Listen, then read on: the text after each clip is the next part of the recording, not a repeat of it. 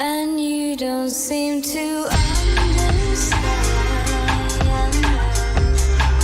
A shame you seemed an honest man.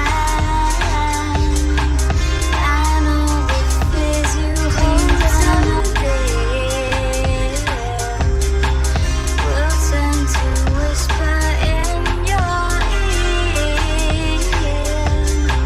And you know what you said might hurt you, and you know that it means so much.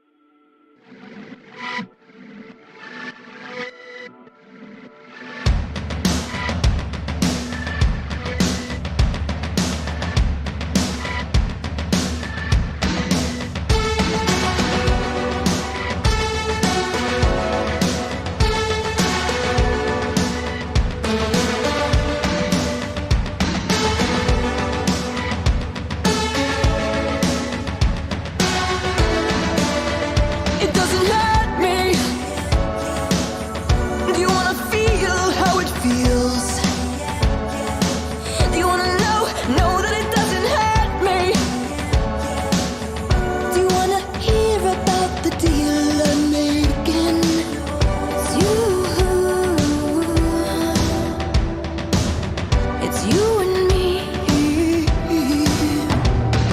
And if I only could, I'd make a deal with God, and I'd get him to swap our places. Be running up that road, be running up that hill, be running up that building. Say if I only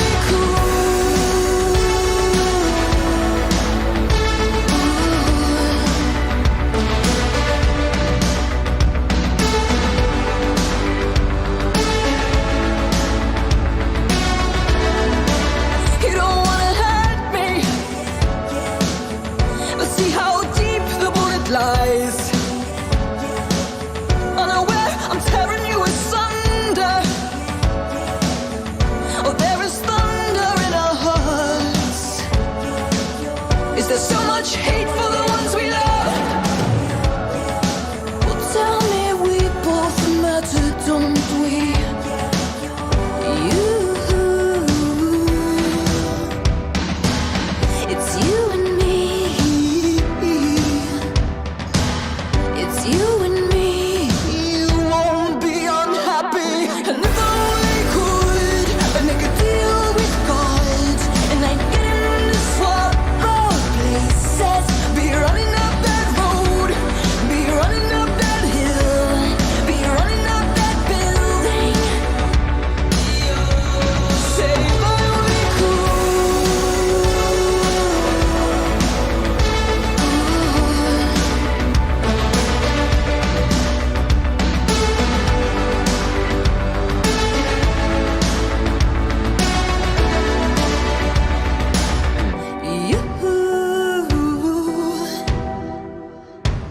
It's you and me.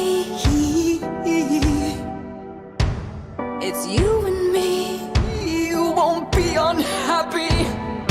Come on, baby. Come on, darling. Let me steal this moment from you now. Come on, angel. Come on, darling.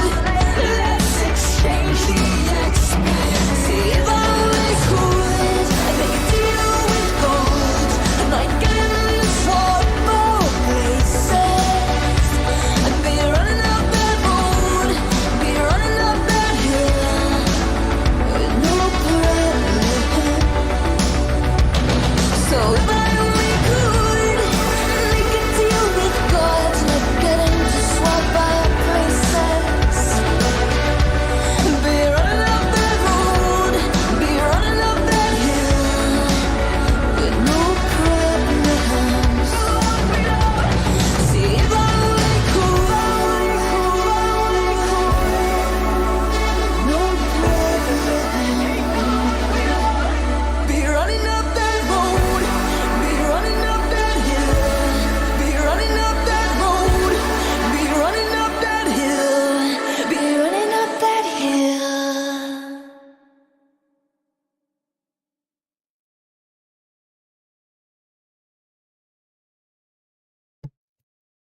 How's it going, guys? Welcome, as usual, to whatever the hell this is supposed to be. Well, hey there. Hey there, Patrick. How you doing? Anybody wants to say what's up in the chat? It's always nice to know what peeps are on here from the get-go. Yeah, I don't know who was here for the last stream. It was it ended kind of weird. Yeah, it ended kind of weird because kind of shut down, went into a cool anhedonia spiral that I didn't want to talk about, and then sort of couldn't recover from it to continue the stream, and then ended the stream. So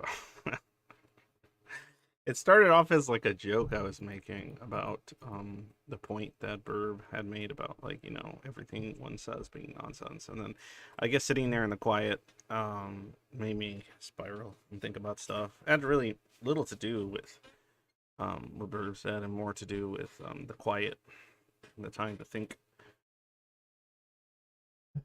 that I took, and it just kind of fucked me up. You know how that is. You know how the quiet can be an enemy of our kind at times, especially when the thoughts are being particularly intrusive and uncomfortable in some regard.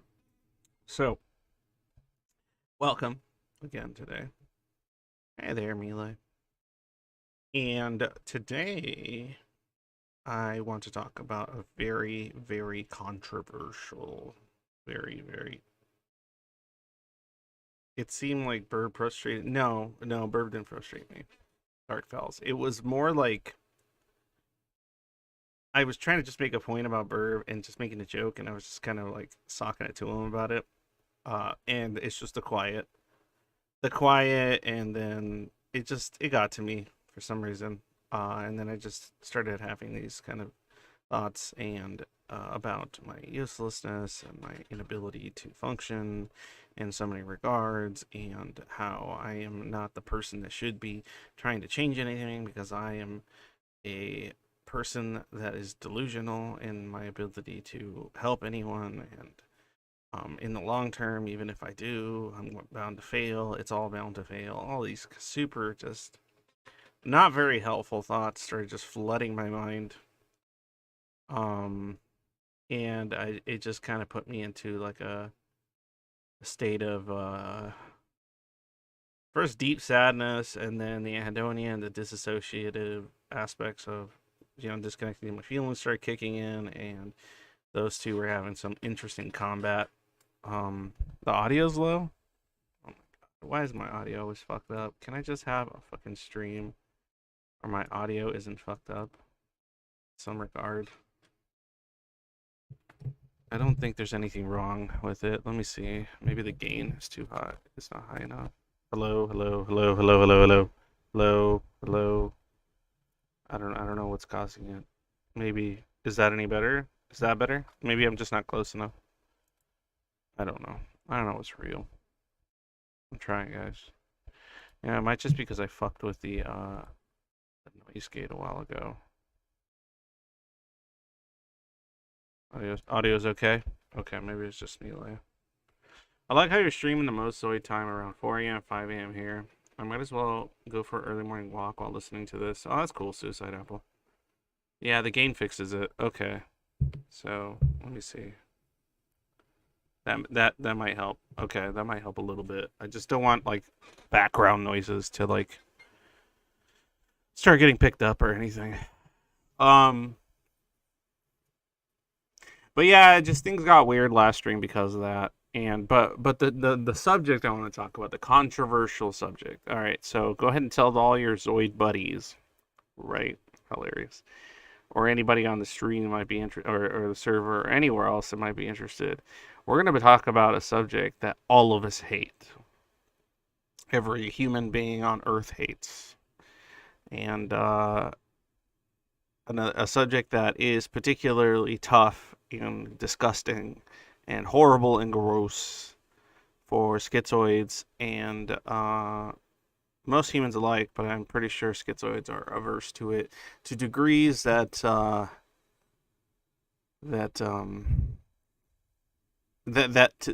we essentially disassociate from any feeling connected to it, to the point where we think we don't possess it many times. So we're going to talk about that subject. So someone in chat, people in chat right now, can you type in what you think that one word is? What that subject is? That schizoids don't even think it exists within them sometimes. The ones that realize they do, it kills them. They will do everything in their power to avoid discussing or feeling. And all that stuff. Like, what is the one word? What is the thing? Love's pretty close, but it ain't love. It ain't love. Close, Patrick. Close. Love, we can, like, many of us make fun of, or we can find, like, some kind of fantasy or sort of variation of it or something. No. This is one of those things that we don't like fantasizing about, generally speaking, unless they're particularly masochistic. But even then, it's probably couched in some form of it that isn't exactly the form that makes them want to, you know, crawl into a hole and die. So no, it is not love. Does anybody else have any guesses? Humanity. We're getting closer.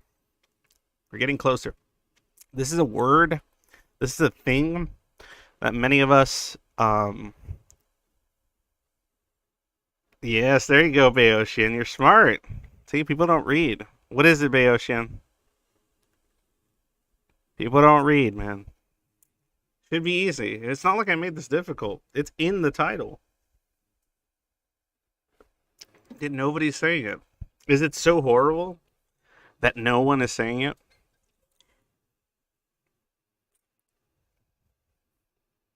That's how much we are averse to anything associated to it.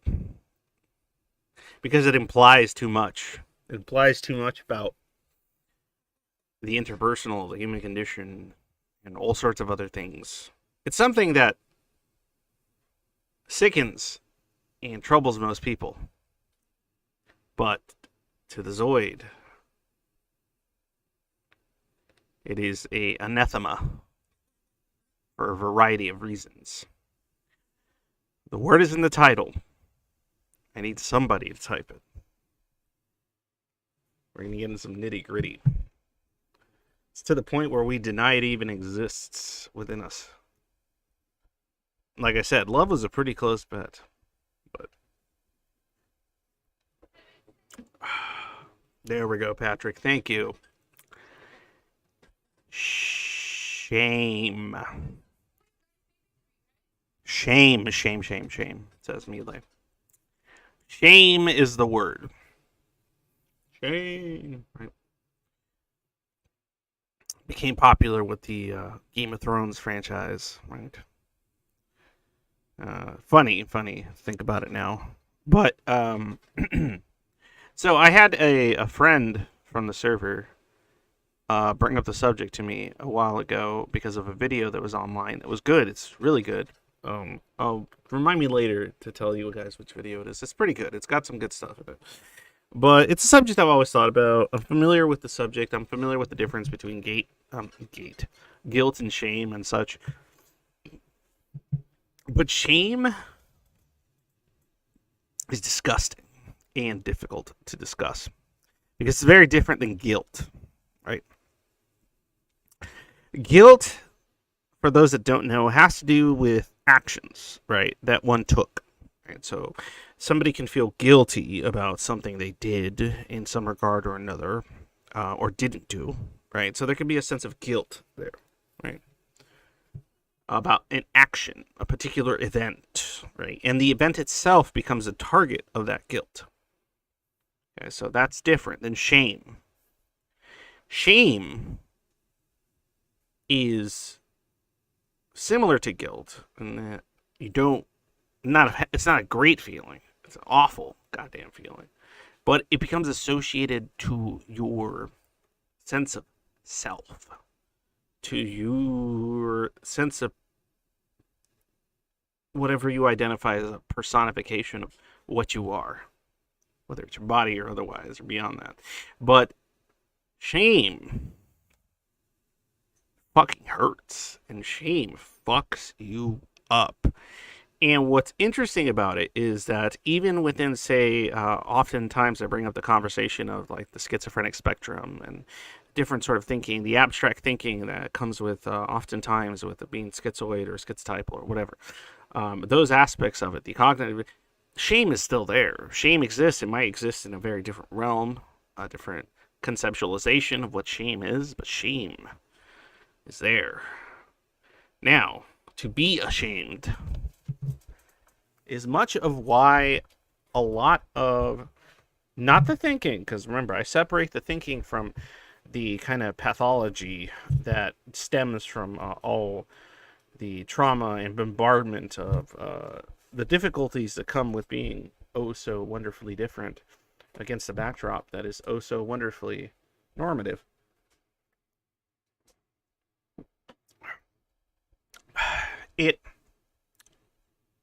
it starts just like any other abuse, and for many there is actual, physical or sexual or whatever.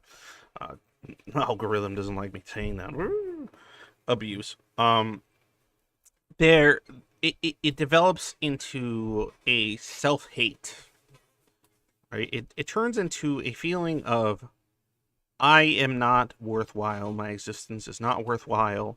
My actions, my words, my identity, my sense of self, all of it is the walking embodiment of a non sequitur. It matters not. It is irrelevant, right? And it's a feeling of self-irrelevancy that stems from shame. And it's difficult, right? And one thing I want to differentiate here, I don't want to say that the shame is unfounded, right? Well, I mean, it is unfounded. Sorry. I mean, that the shame... How do I word this? Let me fix this. That the shame is invalid. It's a valid feeling. It's a shitty feeling. But it comes from somewhere. Right. And that feeling is generally one that wasn't culminated by yourself. But it is perpetuated by oneself, generally. But not created, not given birth to. I lost 2 viewers by my misstep there, I think, maybe. But definitely, no, it's not justified. It's horrible. And that shame is usually put there by abusers, right? But abuse can come from a variety of shapes and forms, including unintentional ones, right? Growing up in a world that is just not suited or well suited to dealing with someone can create a assload of shame, right?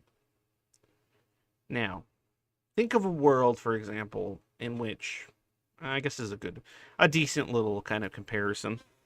Say you were born with the inability to walk, right?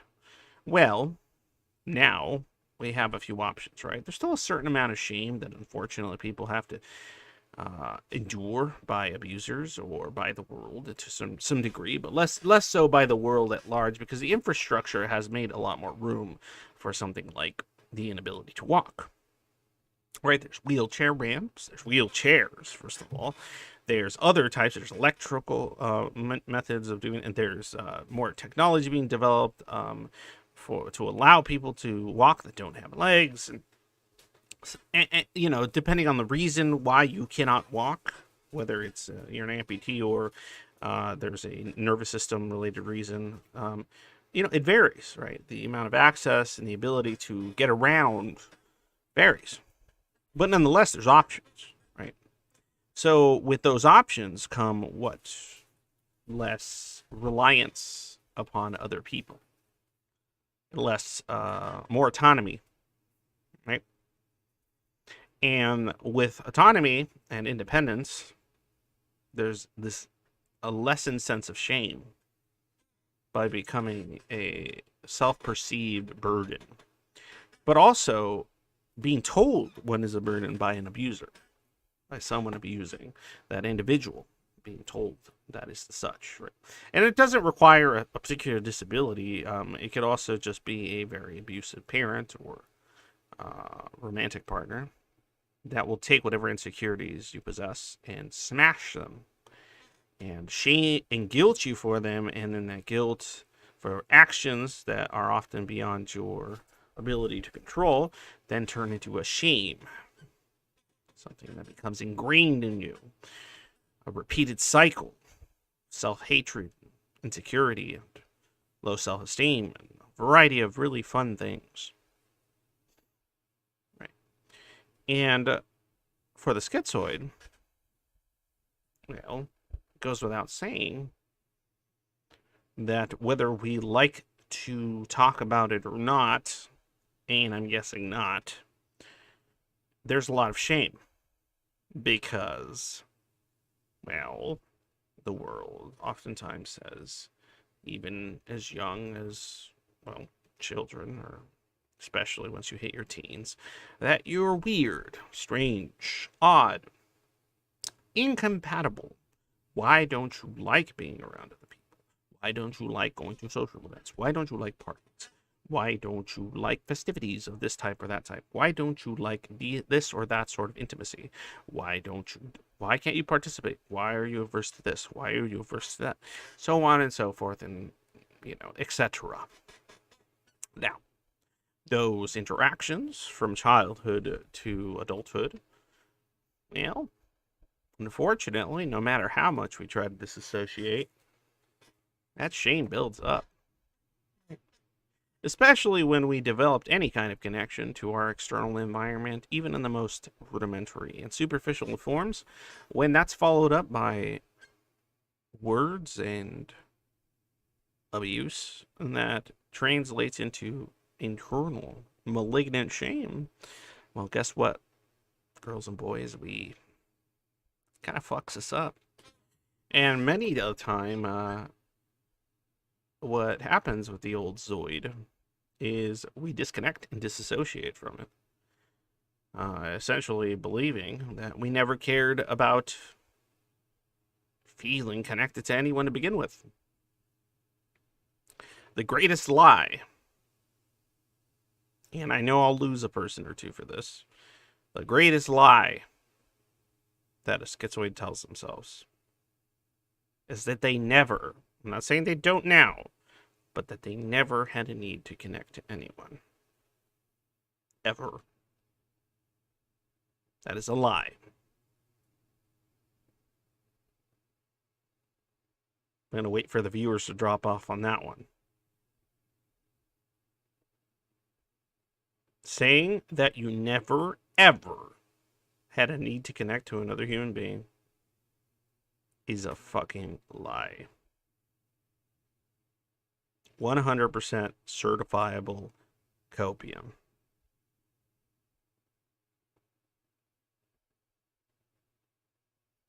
Okay.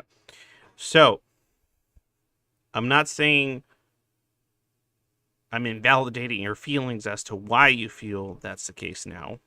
I'm not saying that, you're lying or something, or that you're just making shit up. No. I would never fucking say that. And Mile says it beautifully right here. I had the need, but I learned that that's not possible. Now, Mile, I will never invalidate that feeling, but I will say, well, that's all I'll say. I don't think it's impossible. I don't think it's impossible. For many, unlikely, maybe. Difficult. Seemingly insurmountable. But not impossible.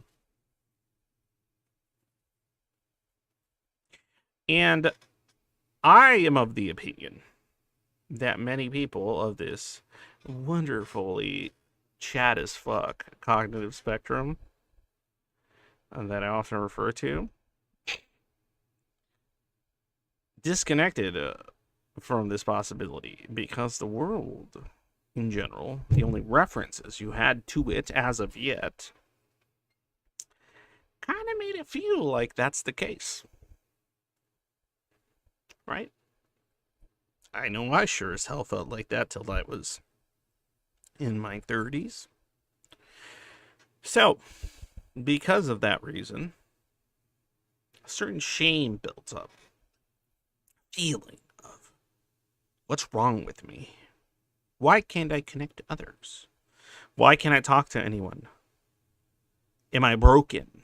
Am I busted? Hi, Texas. Welcome. We're talking about shame. And if this is your first time on my stream, this is probably a weird stream to jump into. What is broken about me? What can I fix? Okay. Why am I not like others? And then eventually maybe you reach a point where you're like, fuck others. Everyone is stupid. I can't connect to them because they're all idiots or overly emotional pieces of shit or something like that. Right? When in fact your emotions are there. They're probably greatly disassociated from, but they're just connected to things that are not interpersonal. They're probably other shit. Concepts, ideas. You know? Stuff like that. That's where your heart goes. That's where your heart likes to sing. But after a while, when nobody hears your heart singing, even as a child, eventually you decide, I'm gonna stop fucking singing because nobody's goddamn listening.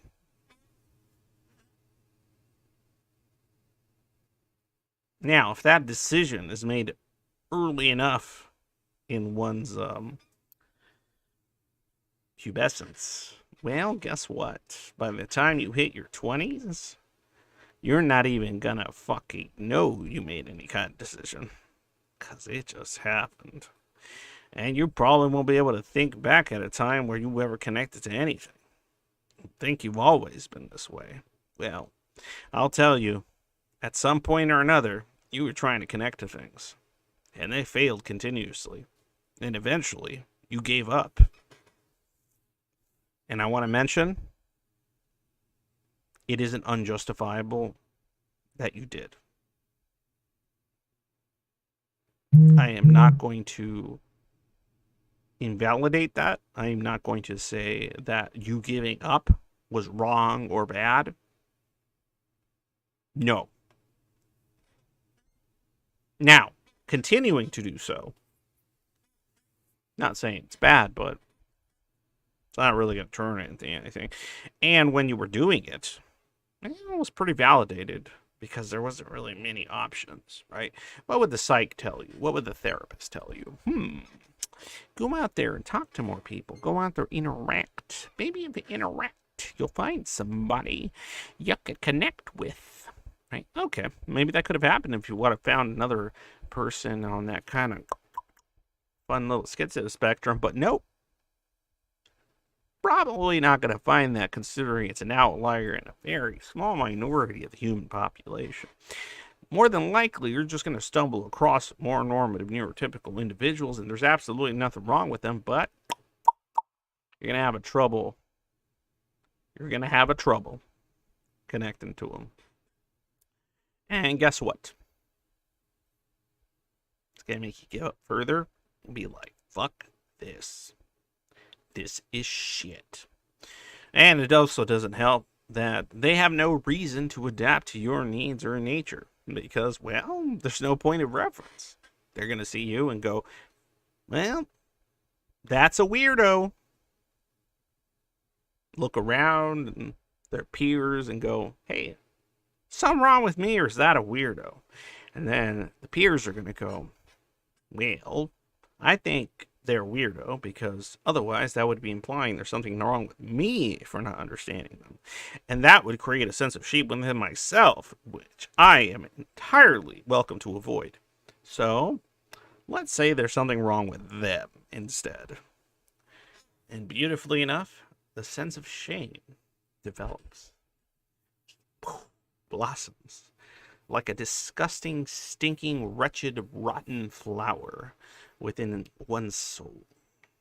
Whether you believe in the soul or not, but it's just a symbolic representation of our illusion of individuality in some regards. But I believe in this illusion, so I'm going to keep believing in it, so fuck you. In any case, yeah, so that's a topic I want to talk about, and I want to see a little bit of chat here. What do I have here? Preach, brother. Okay, Patrick. Preach, brother. I had the need, but okay, see here. Greetings. Oh yeah, here we go. I also eventually learned that it seems there's something lacking in me that most people seem to have, which prevented me from connecting. There's nothing lacking in you, Mile. That's what drives me nuts. There's nothing lacking in you. It's been fucking smashed down into a goddamn crater.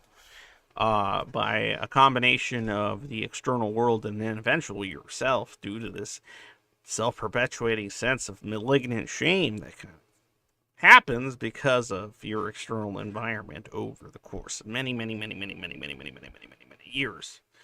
I always knew the fault was in me, not others. That is not a fact, Melee. That is a fact you should question. That is a fact you should fucking question, Melee.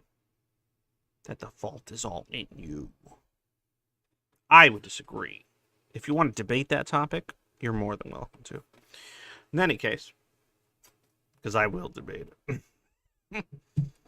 In any case, I'm going to open up my live streams, okay?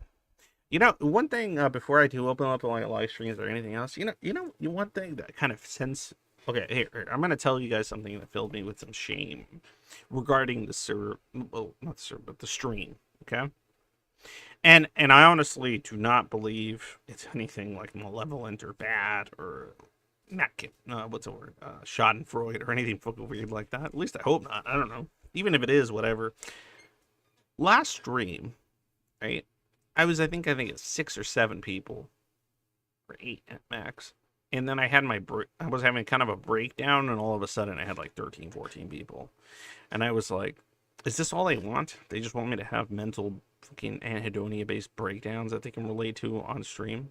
I mean, if that's all they need, fuck it. If it helps, I'll keep having them in front of them. I'll just let go and stop trying to keep shit at bay. I mean, I can do that, but I don't think that's entirely helpful. It's probably, enabling some shit, maybe. I don't know. Maybe not. Maybe it's just relatable. I'm not entirely sure. Suicide Apple says, I just cannot bear people because they usually have nothing interesting to say. I just get bored. If I am schizoid, should shame be related to social anhedonia too? That's what I love about that. Man, oftentimes what ends up happening is we start externalizing the amount of incompetence or disinterest we have in anything that most society has to say or perceive or interact with in any capacity because, well, they weren't doing anything for us. We weren't getting a reward system. We weren't getting anything out of interacting with them. And they weren't making any attempts to help us get anything out of it. And honestly, it's not entirely their fault because it's not built for that. And so thus eventually we make a unconscious decision to just go, fuck them, fuck everything they have to do with. I am uninterested and this is stupid. Because they are uninterested and think anything I say is stupid. So thus, well, no quid pro quo. What are you going to end up with, right? That's what happens. Lack of quid pro quo, and you end up with a big bag of jack shit.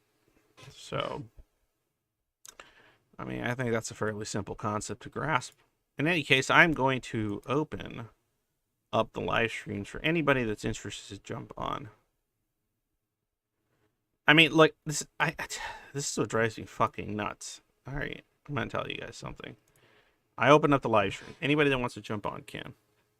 When you're dealing with me, you're dealing with 100% certifiable, just minus things that might get me in trouble and minus things that could hurt, obviously, the project if I just started saying shit that would break TOS or, make people go, and then, fuck up the whole effort. I'm being as sincere and honest as fucking possible with you. As realistically possible with you. I am being as open and fucking honest as I possibly can be as a schizoid, schizophrenia spectrum type person. And I'm getting to the point where I'm just not giving a fuck, and I just need to advocate for whatever the fuck I can, because it's getting ridiculous. But I'm trying to temper myself as much as possible, because, well, c'est la vie. But if you're interested in talking to me, jump on right now. I don't care what you say. I don't care what you want to talk about. You don't even have to talk about this subject. I'll probably find a way to kind of turn it back into it. But you don't have to talk about this subject. You don't have to get into it if you're not interested or whatever, or what have you.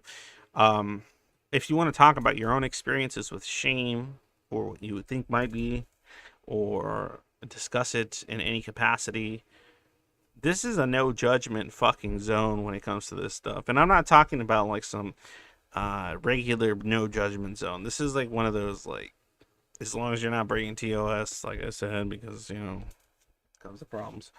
I'll listen to you and I'll probably understand where your shame is coming from.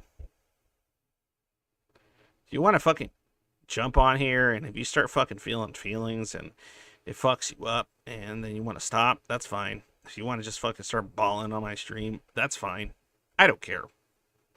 Because you're probably going to be bawling and crying over reasons that make sense to me in some degree or another. And if they don't make sense to me, well, I'll fucking say it. But chances are, if they're fucking schizoid ass, schizotypal ass sort of reasons, I'll probably get it in some degree or another. You know, what's interesting too is that oftentimes, like, not often, every time, but once in a while, especially if I want to deal with a heavy subject, I'll have a few, like, I'll have like a drink, right? And that's to help me loosen up, because not oftentimes the inhibition drop. I'm not using it because I have any trouble saying things like poop, fart, fuck, pussy, or anything like that. I have no problem saying that at all. It's to deal with certain subjects that I actually do have a emotional time with. And I want to be as open as I possibly can on the subject. So, I have a little mixture. Nothing crazy. Just enough to slide into them DMs. Fucking stupid ass hair. I hate how it just doesn't stay where it's supposed to be. Ever. Even though I'm not sure where it's supposed to be. But if anybody wants to jump on, please do so. God, I imagine no one's gonna jump on. Oh, speak of the devil. So, Hey, Mile, what's up? nothing much. That's bullshit. Yeah. That's bullshit because there's always something going on with your ass, just like every one of us, right? So Yeah. there's always something going on with us. Anytime a schizoid peep says, "I'm fine, everything's fine, nothing's wrong, everything's okay, it's whatever's," it's like, "I'm dying, please kill me."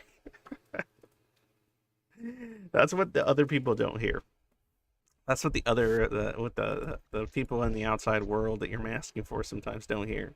They don't hear the screams of agony and pain that are actually being undergone. So, Mile, now that you're here, what do you want to bring up? Oh, Weeking left. I saw Weeking jump on and leave. Don't. It's okay, Weeking. You can chill. Even if you want to be muted, you could just chill and listen. And if you feel you want to talk at some point, you can talk. It's all right. Anyway. I should have said that. Maybe I called him out. I hate when I do that. Anyway, I'm not trying to. Fuck. Anyway, Mile, what's up? What you on here for this time? I mean, I don't know.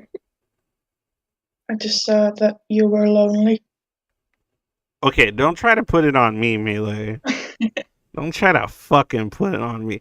Oh, I thought you were lonely. Get the fuck out of here. I think most of us are lonely in some regard or another. Even if we don't want somebody next to us, we're lonely on some existential level in some regard. So what brings your lonely ass? Since you're gonna put it on me, I'm gonna put it on you. What brings your lonely ass here?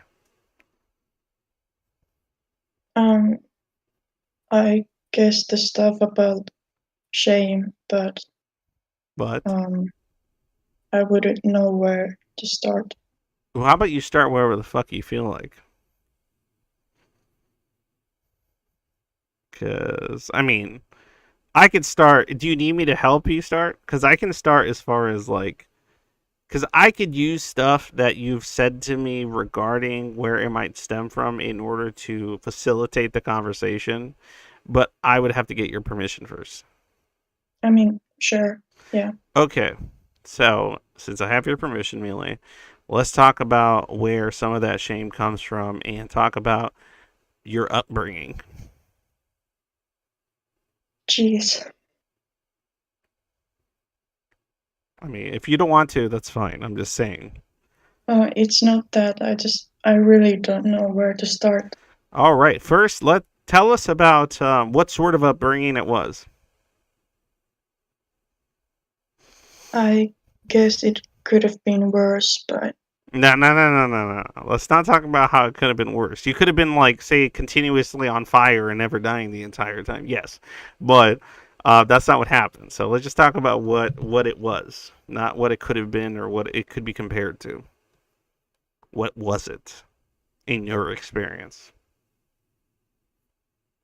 well, I lived with my biological mother, who was very religious, and I think that's where a lot of the shame comes from. And when you say by religious, what are you referring to? Jehovah's Witness Okay. shit. Okay, look at that. You can already hear the animosity in their voice. Shit. Um. Okay, so tell us what about it made it shit. You know, maybe it wasn't shit for everybody that's ever been a Jehovah's Witness, but what made it shit for you? What made it shit? The way I was taught, like, it was pretty much extreme brainwashing, you could say, psychological abuse. I know my mother didn't mean it that way, but I mean, I think she thought she was genuinely saving me, but it I, fucked me up. and I relate to that too because even unintentional damage does damage. I personally have gotten over the damage my mother has done to me unintentionally, uh, because it took me many years to do that. But um, in my case, it was we have a son that is very kind of disconnected and distant from others that wants to do things by themselves. What do we do? Oh yeah, let's keep putting them in groups and events and force them into joining things that requires more social interaction. That's the kind of shit I had to deal with. It was much more secular, but it definitely did its damage. So it's like, hey, go be a boy. You're a Boy Scout now. Hey, you're in Little League now. Hey, you're in this group or that group now. No, you can't quit. That is what you do now because it's good for you. So that did its own kind of fun damage. But unfortunately, in your case, that was an ongoing process, whether you were in the home or not, correct? Whether it Yeah, was, outside public meetings related to your religion or whether it was at home and there were certain expectations. Now, if you don't mind, could you tell us about what some of those expectations were that just made your life incredibly difficult and why? I don't think I can talk about all of it because I still deal with some, flashbacks. No, But no, of course. Let's avoid. We're not here to fucking trigger your fucking CTPSD or anything. Whatever you're comfortable with mentioning, even if it's like super vague or kind of disconnected or slightly disassociated, that's totally fine. If you can't talk about any of it, let's drop it entirely. But whatever you're comfortable with. yeah, I mean, I guess the stuff that I can talk about is like my life was quite restricted because so many things were considered a sin, like Oof. Sins. I couldn't watch Harry Potter, for example, because it was, I don't know, something about demons in that kind of shit, in And anything that depicted you're fairly violence or yeah, magic you're or fairly anything. young, right? Yeah, Yeah, yeah. So to you, because I hear Harry Potter, I'm like, oh, because I'm old. But to you, I mean, that was probably something that was pretty popular around your early teens, I'm guessing. yeah, it was. Okay, and so let me guess, as an early teenager, you probably thought, hey, that stuff's kind of fun. I kind of want to see it. Yep. and you were like, what's the big deal? So could you tell me what some of those thoughts were in your head when you would see something, say, Harry Potter related, and you were like, what's the big deal? Like, what kind of thoughts would you have that would, and this brings us back to the subject, would fill you with a sense of shame because they instilled it upon you? My childhood friends really liked Harry Potter, for example. Mm-hmm. So they would talk about it a lot, and they would want to like role play the characters with me. What about role playing sounded fun to you? I've always liked pretending to be other people. Okay. Have other experiences, different experiences? Yeah. Okay. And would you ever do this regardless of your enforced teachings? Yeah. And how would that make you feel while you're doing it? And then tell me how it would make you feel after you've done it. I felt a lot of shame because I knew I wasn't supposed to be doing it, and like I knew God was watching me and probably was disappointed in me or angry with me, and also I made myself an easy prey for demons or Satan. Jesus Christ. And you know what's interesting is when you say something like that, now, oftentimes there's a lot of people that didn't grow up, right, in a religious environment like yourself, right? So a lot of this growing up in that environment in combination with just a lot of how you are and everything. What's interesting is that you're stacking on shame in the sense that, like, even if, like, say you weren't in a particularly religious environment, right, that had these kind of rules that didn't make sense to you and made you feel ashamed of many of the things about yourself, do you think you would have, because of your own differences regarding other people outside of the religious doctrine, you would have developed some sense of shame because of any differences that you would describe, or do you think it would have been just better and you would have just been fine? I think even outside of the religious stuff, I still felt very different. Could you explain in some respect how, very briefly? Mm, It's okay. Not. Even within my religious group, I felt different because I noticed that I think in a different way. It's hard to explain, but No, you don't have to explain. I totally understand. So, even within your own in group, you felt out of place. Even yeah, when you were within acceptable, say, behaviors, boundaries, yeah, you were displaying the acceptable behavior. They were being welcoming and accepting of you because you were displaying those behaviors. You still felt different and disconnected from them. yeah, Okay, I want to make sure I'm not putting words in your mouth. That's how you felt. yeah. And I always had a habit of questioning a lot of stuff which wasn't allowed, but it seemed to be just in my nature. Now, But I often, would always ask why. now this is an interesting topic. You know, the questioning of what is not allowed to be questioned, right? Oftentimes, that's a topic that comes up when one is discussing ideas pertaining to growing up in a very strict religious household, kind of like you're describing, right? But this is what's interesting. Somebody that has a different sort of experience with life, what it is they prioritize and place values on, what it is that motivates them and encourages them and hurts them, and their emotional attachments are associated to some, I guess, what some would term an aberrant form of outlier concerns.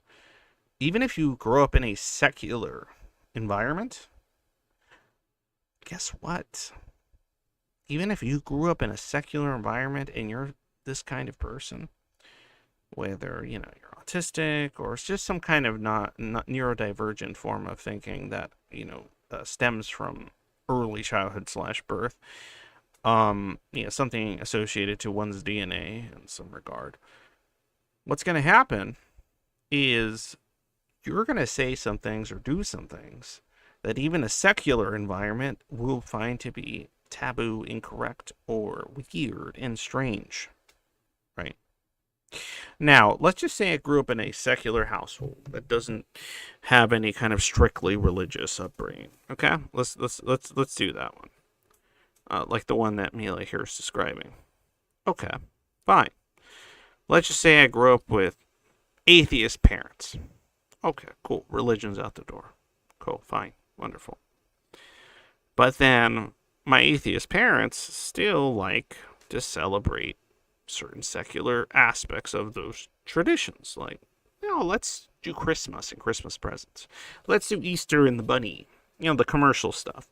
Let's do birthdays and anniversaries and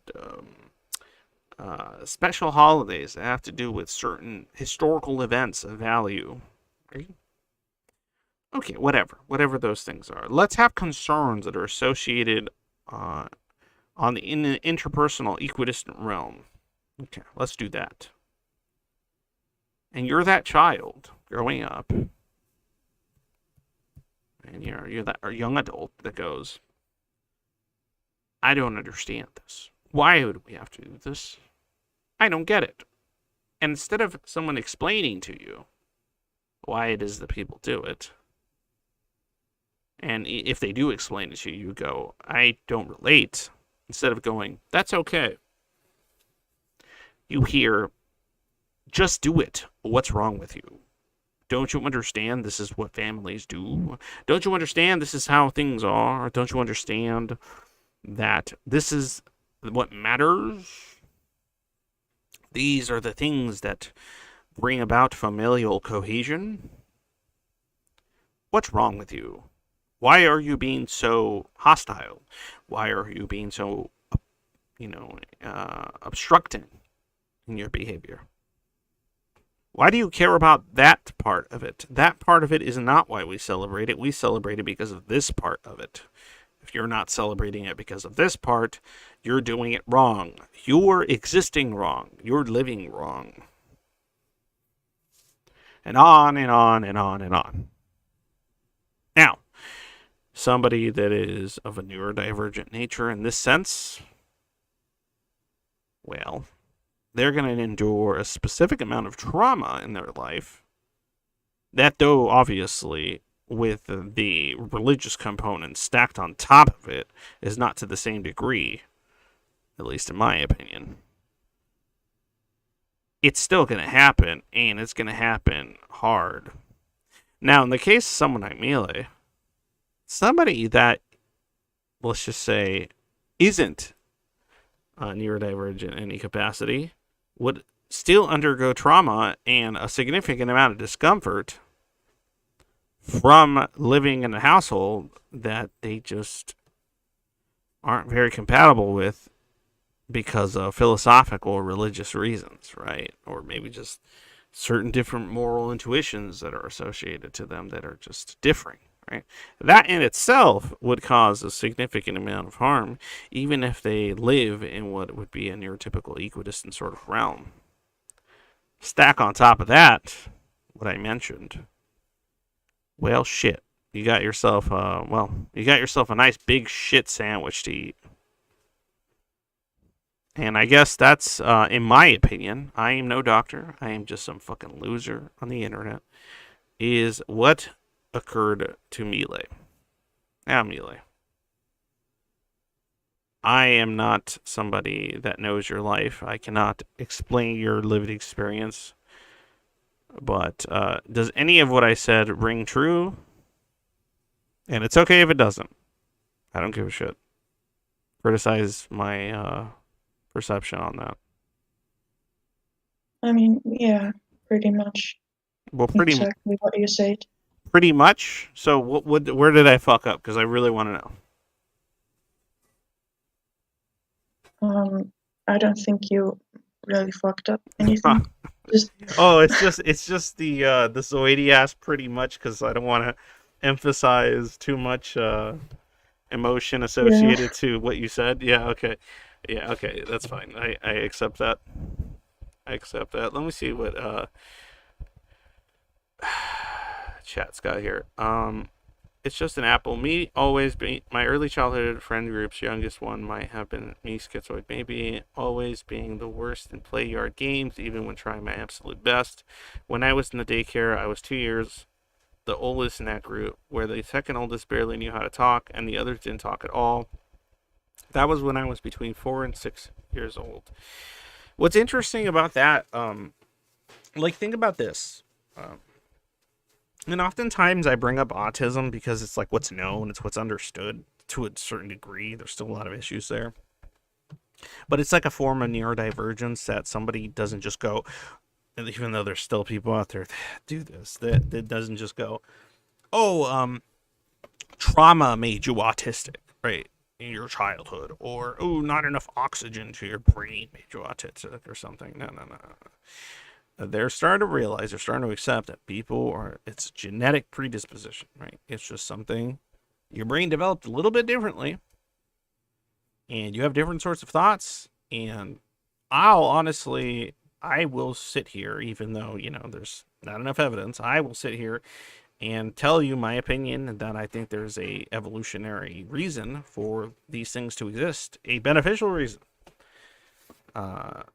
For such outliers to exist within human society. But my point being is that we understand that much for them, right? And I'm trying to argue that there's people that are not understood, that are on a different side of this, and suffer very different expressions and very different dilemmas. Not lesser, not better, not more valid, just very different. And many of the people that are diagnosed schizoid, that's what they're dealing with.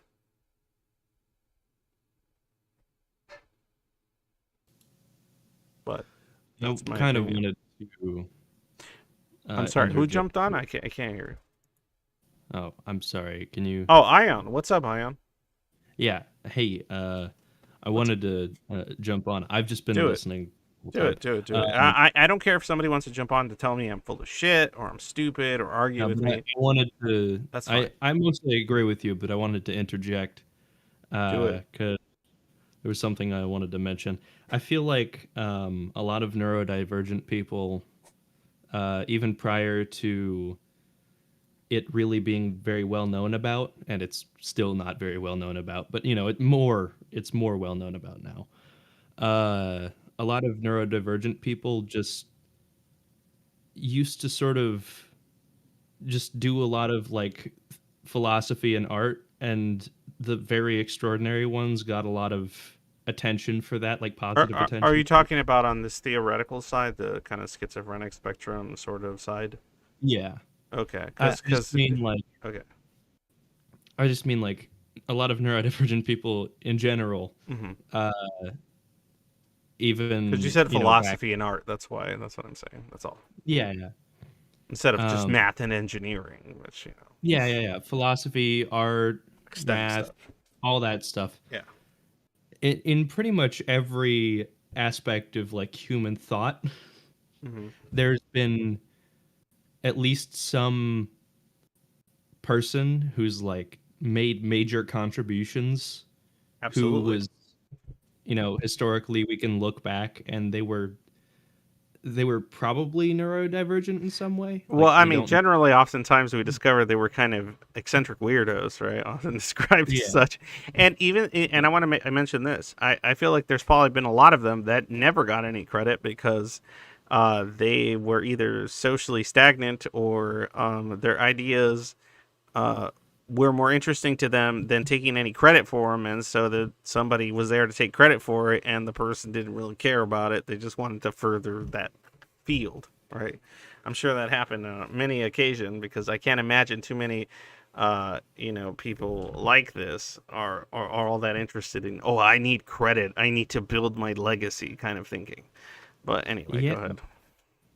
actually, this isn't really related to like Schizoid or anything like that. It's just sort of an interesting story that I heard. And apparently, the guy, the French guy who had carved out the Thinker, if you know that famous Hmm. statue, Of course. apparently he had an assistant, a female assistant, who was studying under him to become an artist, but because of the time that they were living in, you know, she can't become an artist. She can't get paid for artwork. So a lot of the more difficult parts of sculptures, she would just do them for that more famous sculptor, and he would take credit for it so that he could pay her. Amazing. Yeah. I like just to imagine like an individual, right, that's willing, that say their special interest is the art itself or the writing of the book or whatever it is, and imagine a person like many of you out there that are thinking, oh, credit and people, no, that's irrelevant. All I care about is the concept, the idea, the art, uh, the the academic thing or doohad or whatever the hell. Like I care about this or that concept. I don't care about getting credit and all that stuff. I will, put myself forward to further this thing, right? And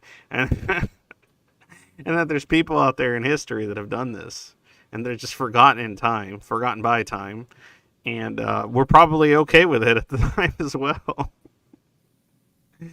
or maybe not so much. I don't know, but who knows? Anyway, sorry. Oh no, I was done. Oh, you were done. Okay. Well, Yeah. so Melee, sorry, I hijacked all the talking as usual because I'm a big annoying piece of shit. Um, so beyond the religious stuff and everything, could you maybe tell us a little bit about like what sort of struggles you've had trying to get people to listen to you about what you're experiencing or dealing with, including family and then later maybe the institutions that you search for help within? Um, well, again, I don't know where to start. It's okay. Is it helpful when I help you start? Yeah. Okay, I don't mind. I don't want to take your agency away, so I don't like to fucking just be like, you're starting here. Okay, so why don't you tell us about the times you said weird stuff to your parents about how you felt different and they didn't listen to you or told you something about how that's not the case or you're bad for thinking that. Honestly, my memory is so shit that I can't come up with anything right now, Oh, except yeah, it's fine. like Go ahead. maybe regarding my um, queerness. Like, Go for it. well, I was obviously, because of the religious stuff, I was taught that You can't like being girls. being gay is wrong, and people who are transgender are mentally ill and all that shit. So I couldn't really be open about my queerness. And by the time that I realized that I'm not exactly straight, I never told my dad about it. I did tell my mother that, I'm not straight exactly. And I like how you throw in the surprisingly, exactly. Continue. It's just funny. The exactlies are funny. yeah, she um,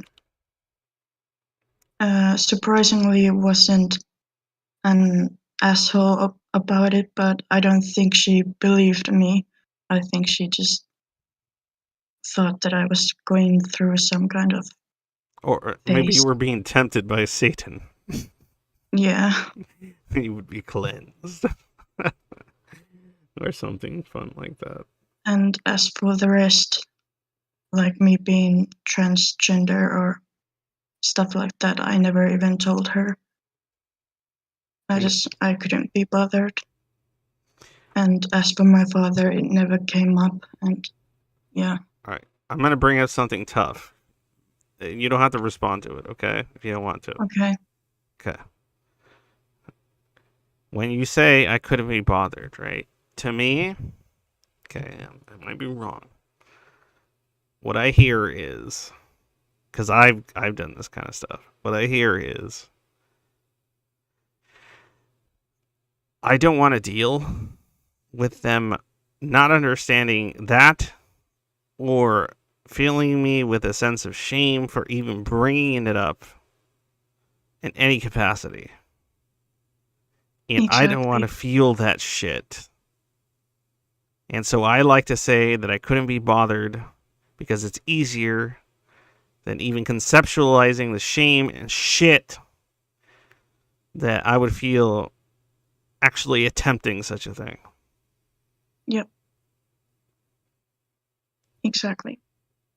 Shit's fucking rough, right? Yeah.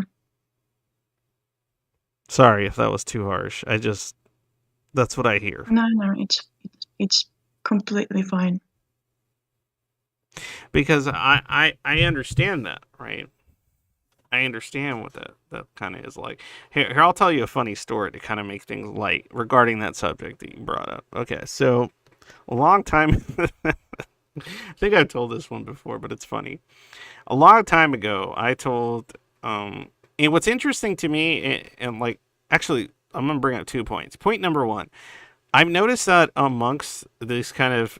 I guess what would be still debatable and all that shit, but schizophrenic spectrum peeps and everything that are kind of abstract thinkers. I noticed there's a lot of either very high openness when it comes to like sexuality stuff, like gay, straight, whatever, or there's just a lot of variation in both the sex preference, interest, whatever stuff, as well as a lot of the gender kind of fluidity kind of conversation, right?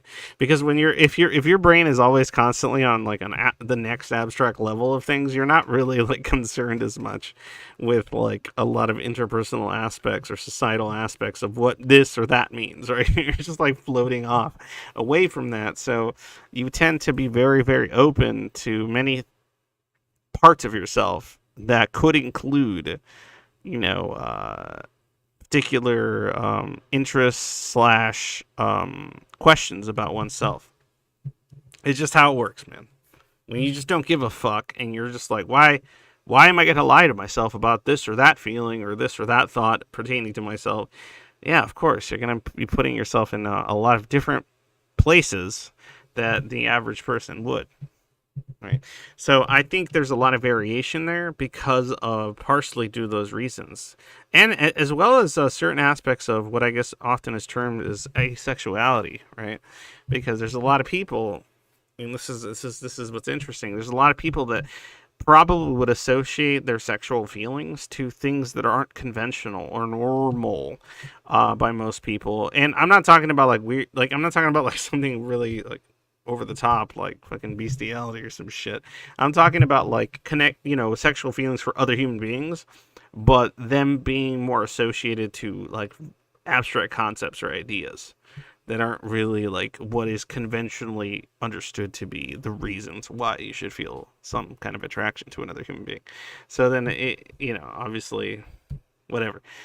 The other aspect of it, I forgot. Hold on, give me a second. I got caught up in that as usual, and so I lost a complete track of what my second point was going to be. Give me a second. I will think of it soon. Okay, so we were talking about... What was the last thing you said, Amelia? I'm so bad at this. Why do I stream?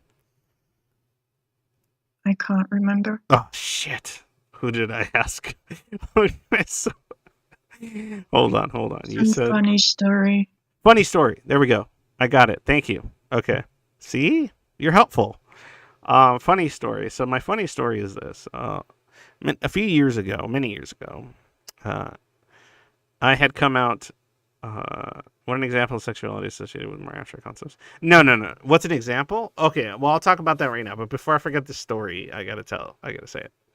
So a few years ago, I had come out to my wife, and I had a lot of shame associated to this too, because I got married to a woman, right? So I thought, oh no, I like dick. What's wrong with me? Why does it work for me? Right? So, and so there's a lot of shame associated because I got diddled when I was a kid, and that's complicated. I'm not going to get into it this time. If you want to know more about it, watch other streams or watch my video I did with Eleanor Greenberg regarding the second video I did with her. That one covers it. So if you want to know about how I got diddled and my complicated relationship with that, watch that second video I did with Eleanor Greenberg. So I was kind of fucked with that, and then eventually I came out to my wife, and luckily enough for me, my wife was like all about it. So I got lucky in that sense because my wife was like into that for her own reasons. So that worked out, right? I got lucky. I thank the stars for that one. But when I went eventually, I think at some point I decided, you know what? I'm going to tell my mom. Right? I'm going to tell my mom about this shit. And I don't know what I was thinking. And check this, okay? This is what makes it funny. Generally, when people come out to say their parents in some regard or another, you hear a lot of stories of rejection or being told you must be confused or you must be this or you must be that, whatever. You've heard all the stories. You know the stories. My story is really it's kind of humorous in the sense that so I tried to sit down and I explained to my mother. Meanwhile, mind you, I'm married. Right? At this point, I think I'm married. At this point. Or no, I don't think I was married at that point. I think it's just been going steady, girlfriend for a while with who is my current wife. I told my mother, Mom,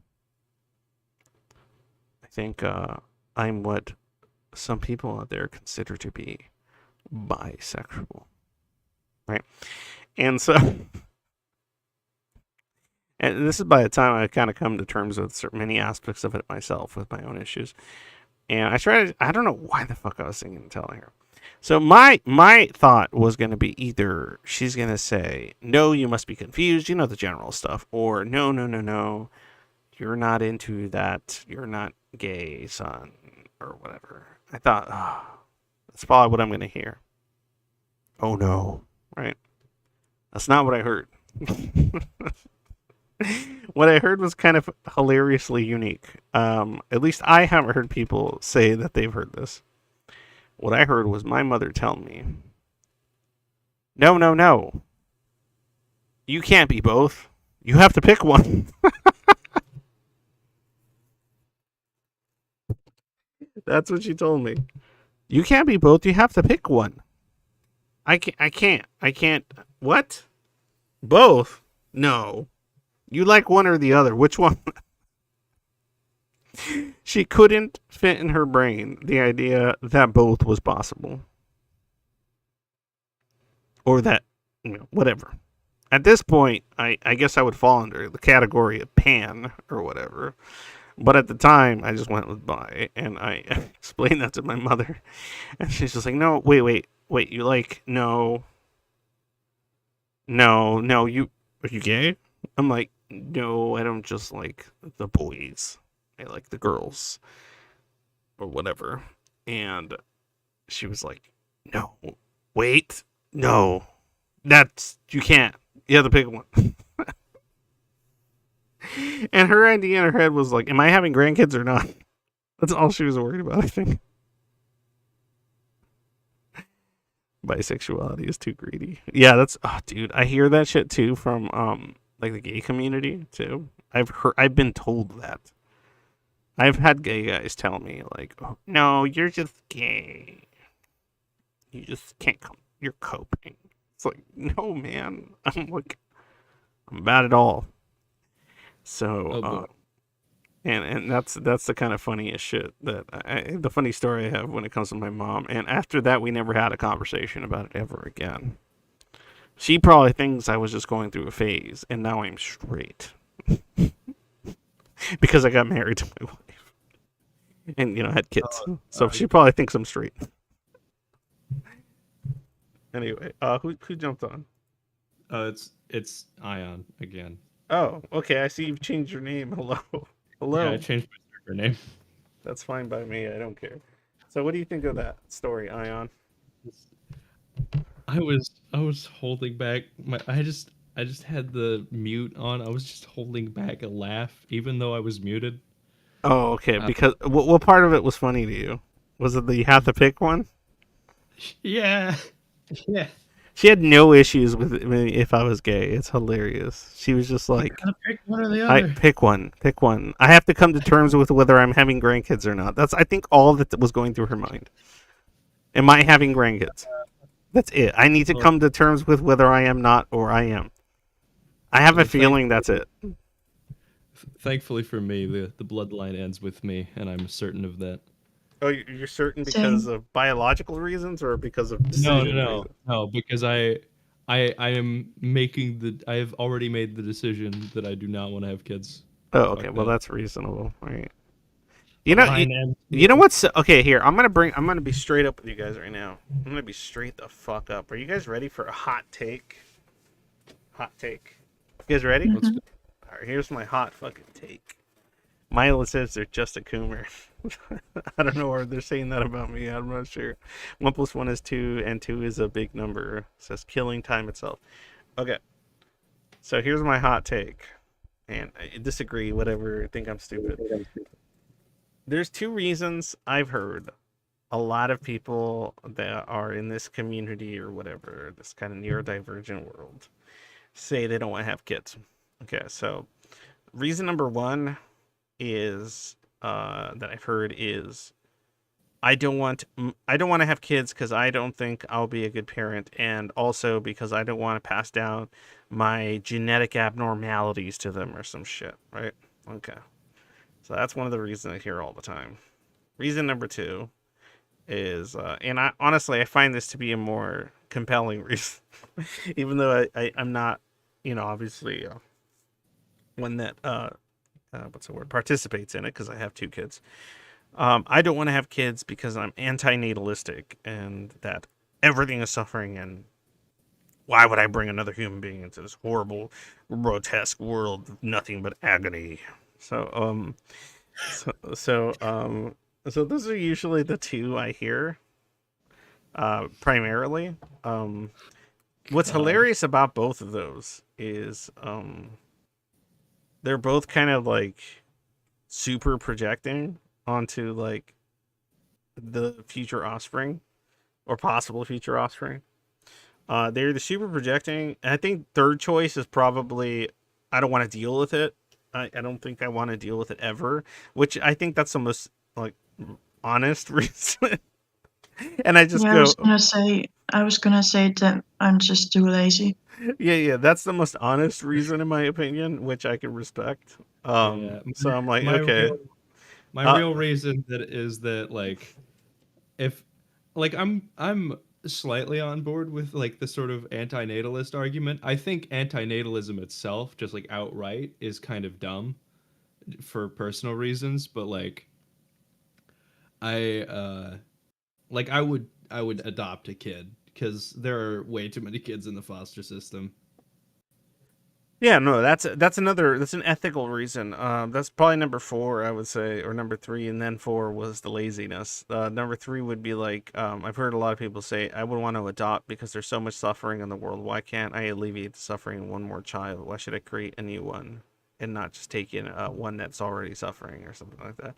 That's a totally justifiable, totally reasonable. That's probably the most legit fucking reason, in my opinion, the most based fucking reason for not having a kid is I'm gonna adopt a child that's already suffering and I'm gonna alleviate their suffering.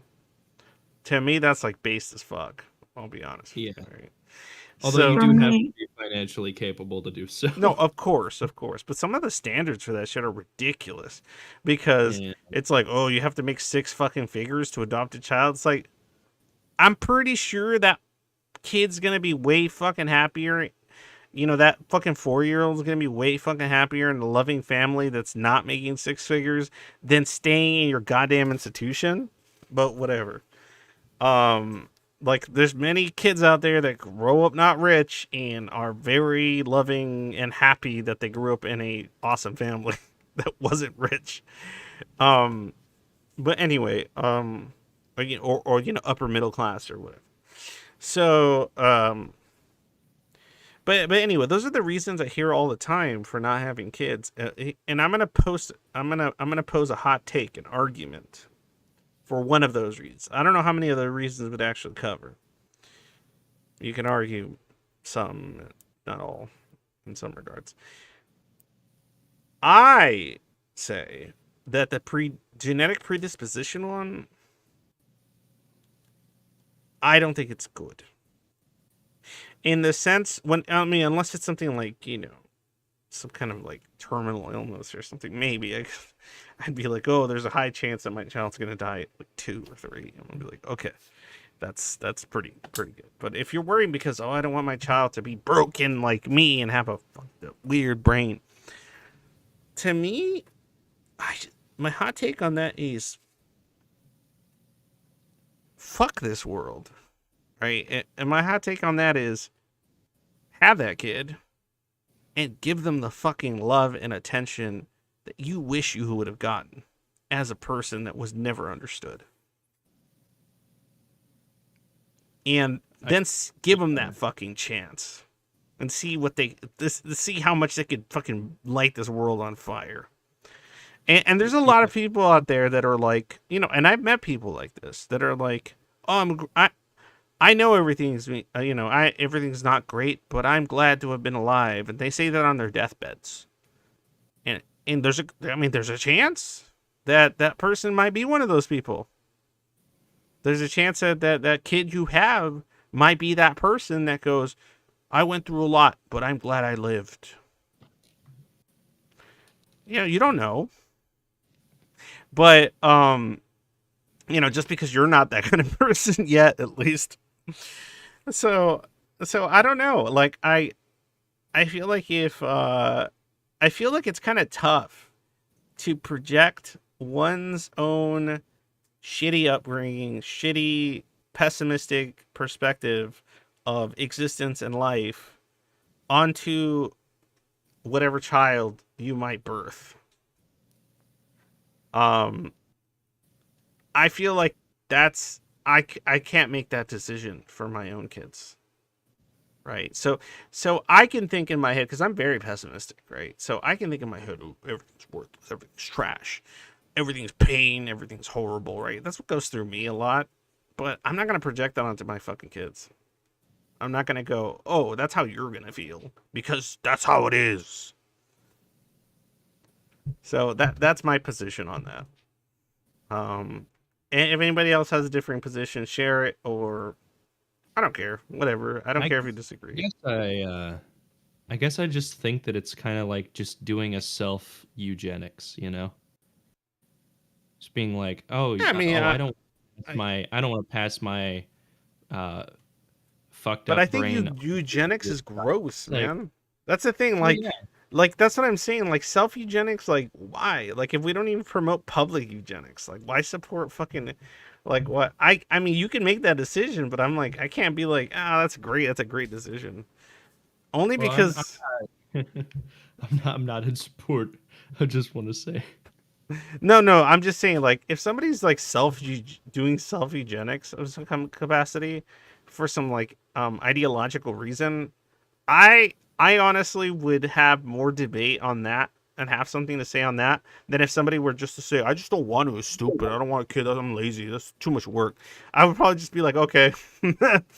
Like, if that's your reason, I just be like, okay, can't argue with that. That's a perfectly valid reason. I'm not in the same camp as people saying, no, it'll give you meaning and this and that, and you should. And it's like, no. If that person says, fuck that. But sometimes I feel like people just feel like, fuck that, I don't want to deal with it, and then they use philosophical reasons to justify to themselves why they're not doing it, because they don't want to tell people, they just don't want to, because fuck that. Like that's how I feel sometimes. I feel like people are just saying all these like elaborate reasons for not having children.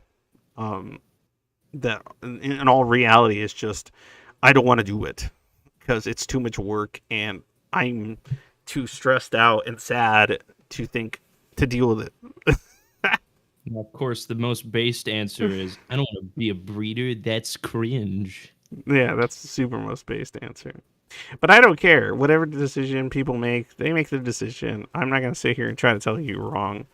I'm just giving you my own fucking opinion on the matter, and do with that what you will. But anyway, I think we got totally off the subject too, which is what always happens here. Ion. Oh, sorry. What do you call it now? Arbor Moon, Ion, either's fine. An Arbor Moon. It sounds like you're a beer now. Okay, so, okay, beer. Arbor Moon beer brewery. Arbor Moon brewery. Could you tell us a little bit about your relationship with shame? It's such a cool subject. So fun. Honestly, I'm not ashamed of anything. No, I'm kidding. It's kind of fucked because, like, I do kind of feel a little bit of shame, but it's for the dumbest possible thing. No, it's not dumb. It's not dumb. Let's get rid of that. No. Tell us why. Okay. It's... Hi, Wendigo. Like, it's... The thing is, there's probably some kind of subconscious trauma-ridden shit going on, but, like, as far as shame that I personally feel about something about myself... Okay. I've maybe rid myself of that like years ago. Cope. Hope. Oh my god. Okay, so continue telling us about how you have the biggest dick in the room. Go for it. Oh god. Tell us about how your dick is so much bigger than everybody else's here. I guess the one thing I do actually feel ashamed of, realistically, is just that, like... By the way, interrupting really quick. When I say shamed or feeling ashamed of something, I'm not justifying the reasons for it. I'm not saying that you should feel ashamed or that shame is justified or valid in the sense that, like, whatever externally causing it is absolutely correct about you. I am not validating that or advocating that at fucking all.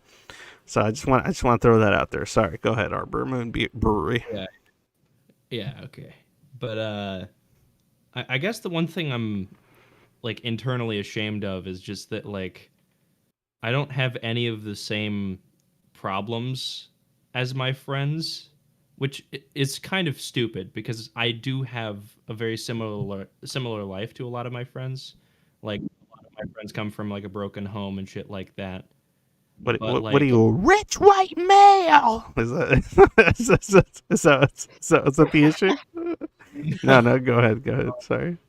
No, unfortunately, I think the only descriptor there that applies to me is white. Oh, okay. Sucks. Right. But realistically, like, I don't know, the actual, like, it's kind of an insecurity rooted in something that just isn't real at all. And okay, well, let's not talk about how it's not real. What is it? I know, because that's the thing. Zoids and people like this that disassociate from their feelings or devalue them in some capacity, they often do this kind of wording of, like, they fucking pussyfoot around saying it, and that's okay. I'm teasing you, to be honest. No. I just want to know, what is it? Let's not talk. Okay, let's just say, let's just assume for the sake of conversation, it's shit and you're stupid and all that stuff and it's silly and it's garbage. Okay, just tell us what it is.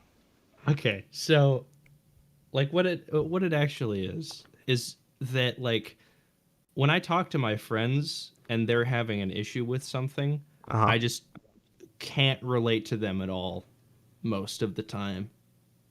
Okay. Like I can't Okay. sometimes. Check this out. Okay. Can we do a little quick experiment with that? All right. Not relating to it. Okay. I'm gonna name stuff, and then you're gonna tell me if you relate to it or not. Okay. Okay. Okay. Let's see here. Let me think of something. My girlfriend thinks that I don't listen to her, but I do. It's just I want her to understand that.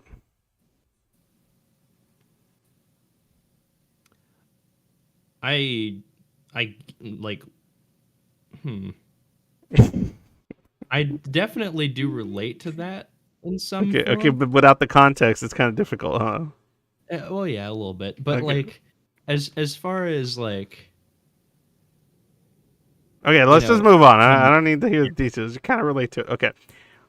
My mom doesn't let me go out and see my friends. She thinks they're bad people. can't relate. Um, I try to hang out with let me see. I try to hang out with my friend, but he has friends I don't like, and they're annoying, but I don't want to lose my friend because of that.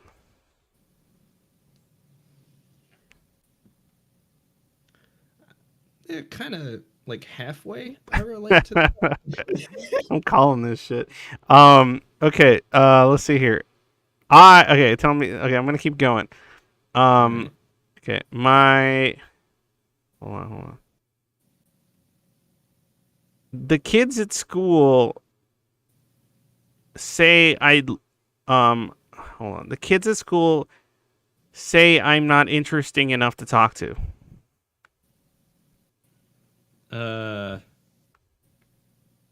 never had anyone say that to my face, but I've definitely gotten that vibe before. Well, but do you relate to it? Does it? Do you feel empathy, Mm, or I do mean, you I feel think, do for you it, think fuck them? Who cares? Which one? I do feel empathy for them, but I guess I can't relate really. You I've can't never had relate for any. it. No, no. You feel cognitive, fine, but do you relate to that? What do you say when the people at school think you're weird? You go I've fuck them. never been. I've never been to school. I would Okay, say fuck them, but like, yeah. okay. Now I'm gonna go with something else here. I I often think about the value of my own life in comparison to the great uh to the great cosmos and the value of all human life as being insignificant. Oh yeah, yeah, definitely. That's relatable. Okay. Oh yeah, very Okay. relatable. I don't understand why I have to partake in this particular group activity that's associated with a tradition that makes no sense to me because it's associated to a group or societal building mechanism that I can't connect to. Yeah, 100%. Oh wait a minute. You relate to that more than the other things? Yeah, Um I can't make a decision of that nature, even if society wants me to partake in it, because I have my own system of values and that I prioritize. That even though they don't make sense to other people, I, for some absurd reason, like to uphold.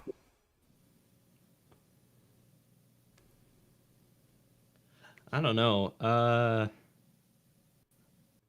I'm actually having a hard time understanding that one. Okay. I think things should be done this way, but most of society doesn't. But I don't give a fuck. I want to do it my way or just not participate. I mean, I'll still participate, but yeah, I do feel that way. I will participate in things only to have a functional life because I don't want to constantly suffer in every regard. But I don't Yeah. agree with most of these things. Yeah. That's all I went through. I'm 37, dude. Like Fuck. I've had all these thoughts all the time. Um, and so this sort of stuff is like commonplace for me. And the shame that oftentimes, like you said, just real quick in one sentence, what was the shame stemming from that you said, "Oh, I'm ashamed of this." What was it again? It was not being able to relate to my friends' problems. Okay, cool. Not being able to relate to my friends' problems. Now, answer me this, riddle me this, Batman. How many of your friends related to your problems? And I'm talking about the real out there ones. And sat there and had a conversation with you and like hugged it out and really fucking felt it with you. Like none of them. Okay. Couple of them can. Okay, now you tell me, buddy. You tell me, sucker. You tell me. How many of those people do you think sit at home going, "I feel shame for that"?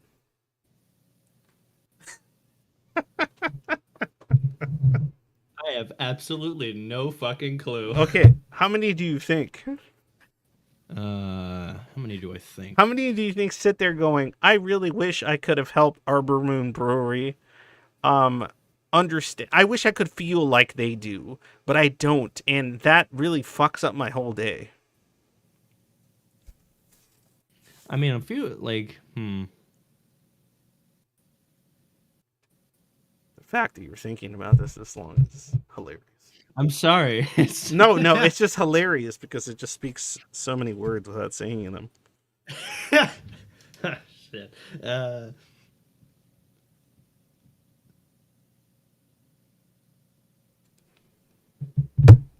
I'd say maybe one of them. Maybe one. Maybe one, yeah.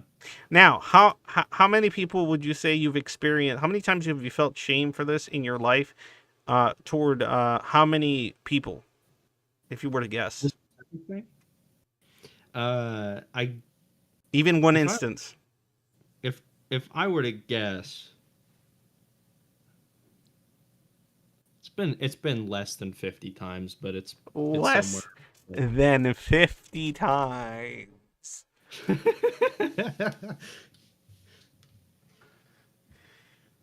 That's just the most shameful thing that comes to mind. But no, I get it, but what I'm saying is that you've got them beat by a fucking mile, and you're still feeling shame over it. See my point here? Yeah. See my point here? And my goal here, though I'm probably not succeeding at it, and I'm just having fun with you, is to alleviate that shame. I mean, I guess I do see how it's kind of just silly.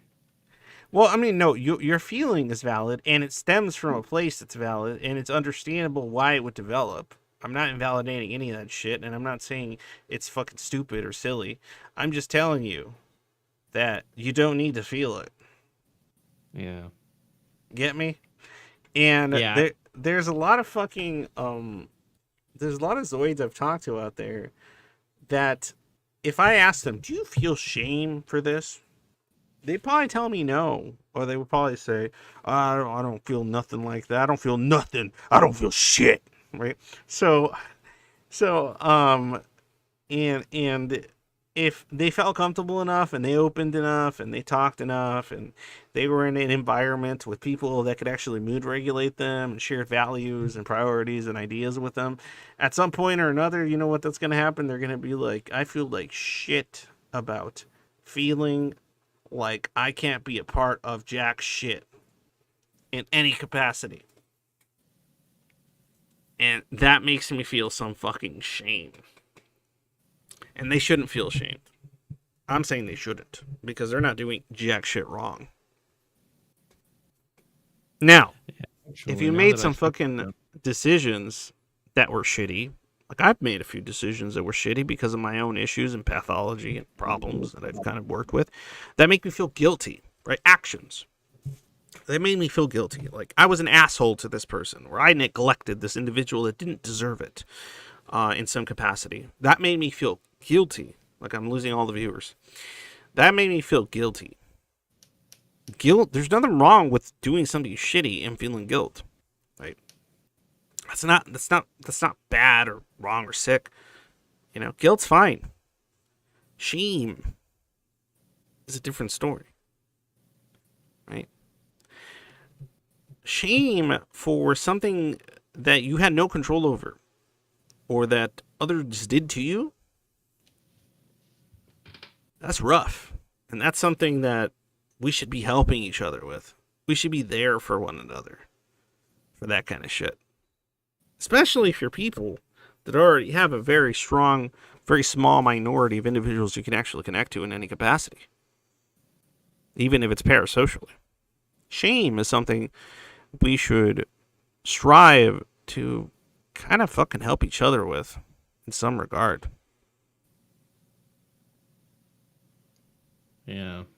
Because we're all we've got. And we should remind each other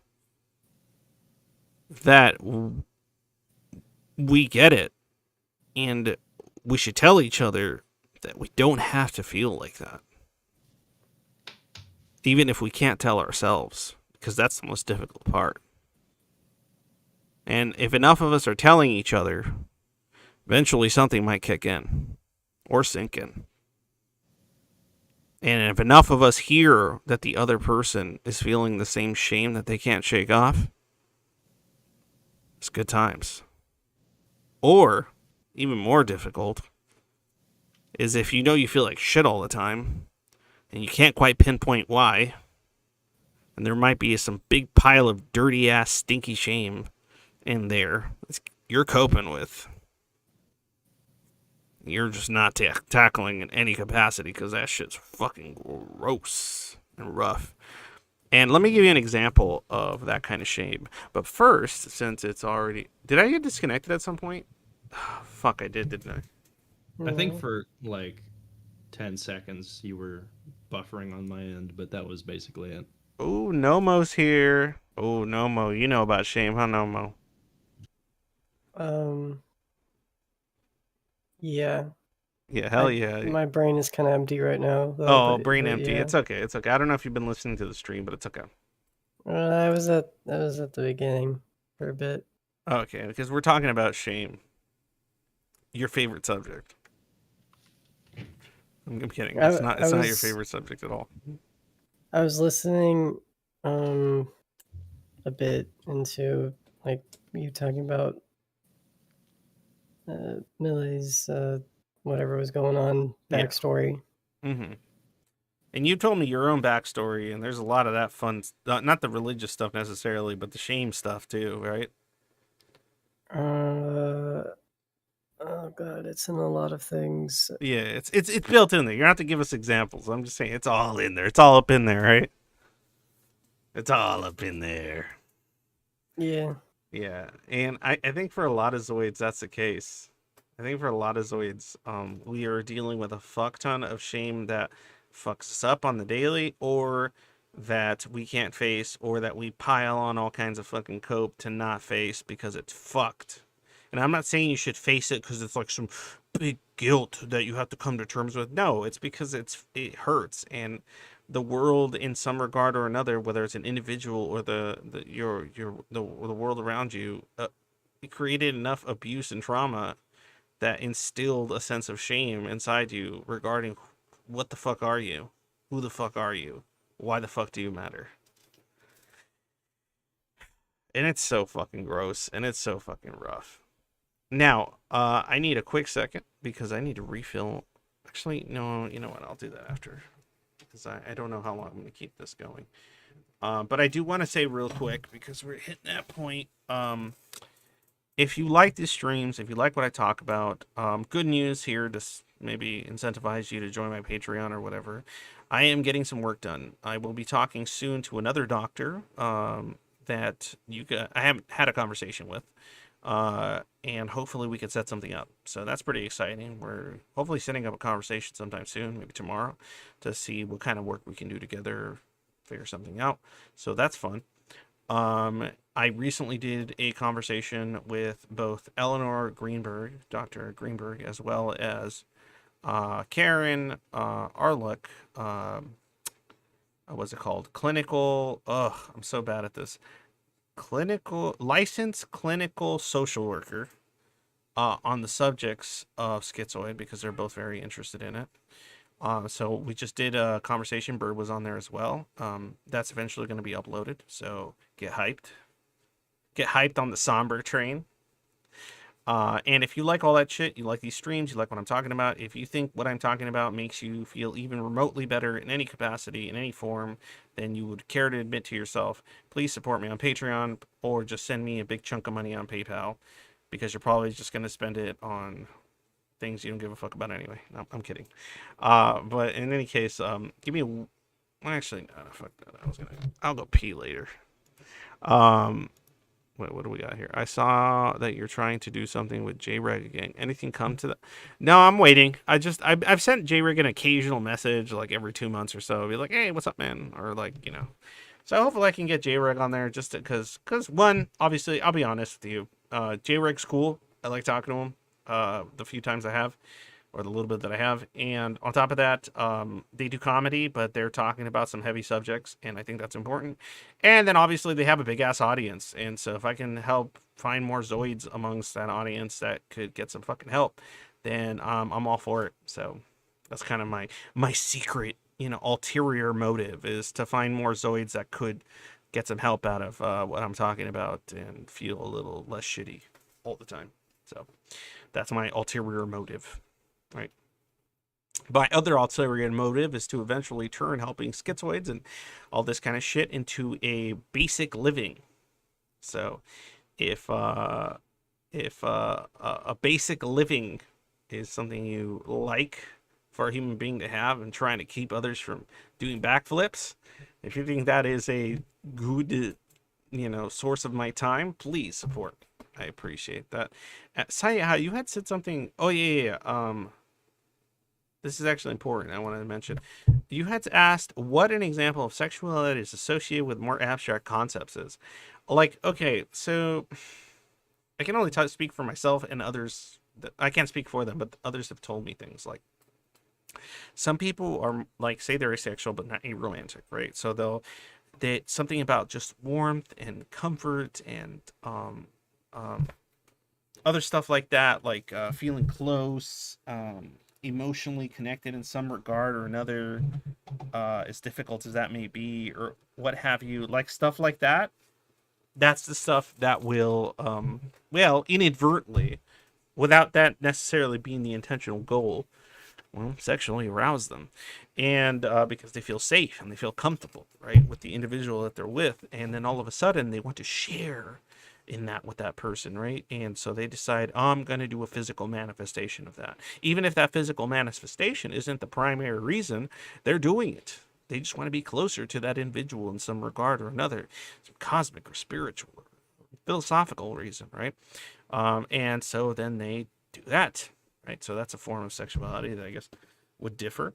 Another form would be kind of alternative forms, right? Like, let's just say there's people out there that aren't interested in genitals, right? They're like, oh, genitals aren't my thing, right? But I just want to feel the warmth and closeness, the physical warmth and closeness of a human being that cares about me, or I care about them. And so I want to conjoin with them, even if, you know, it takes place through that way. I want to, you know, feel pleasure with them in some physical or incarnate regard, but I don't really want to focus on or emphasize the old the bits and pieces associated.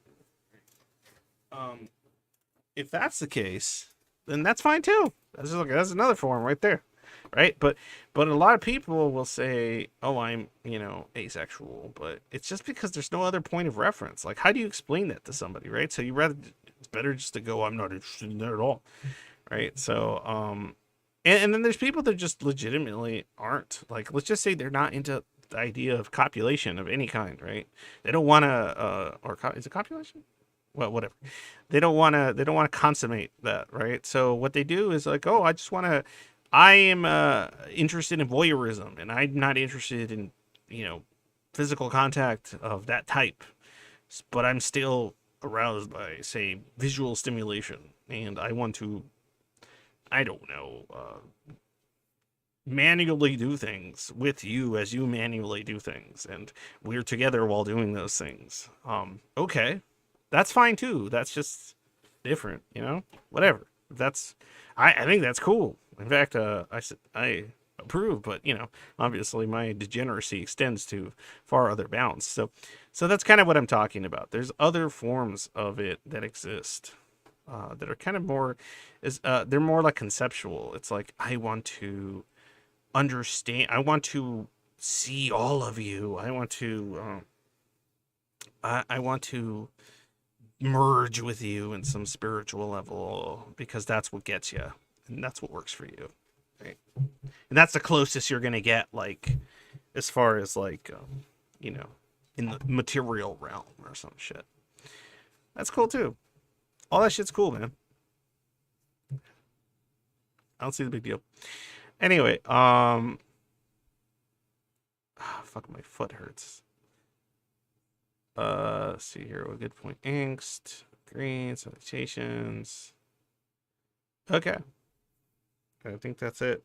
Fucking, I had like a, I don't know if you guys ever done this because my foot fucking hurts right now because I had like I guess a part of the side of my foot that was a little dry, and so there was like a piece of skin that was like, you know, like a, what's it called, like a, what do you call it, like a chapped lip, like a chapped part of my foot, and it hurt, and I was like, why is this fucking part dry? And then I picked at it, and now it hurts, and I think I ripped into my flesh, and that's unfortunate, and it hurts.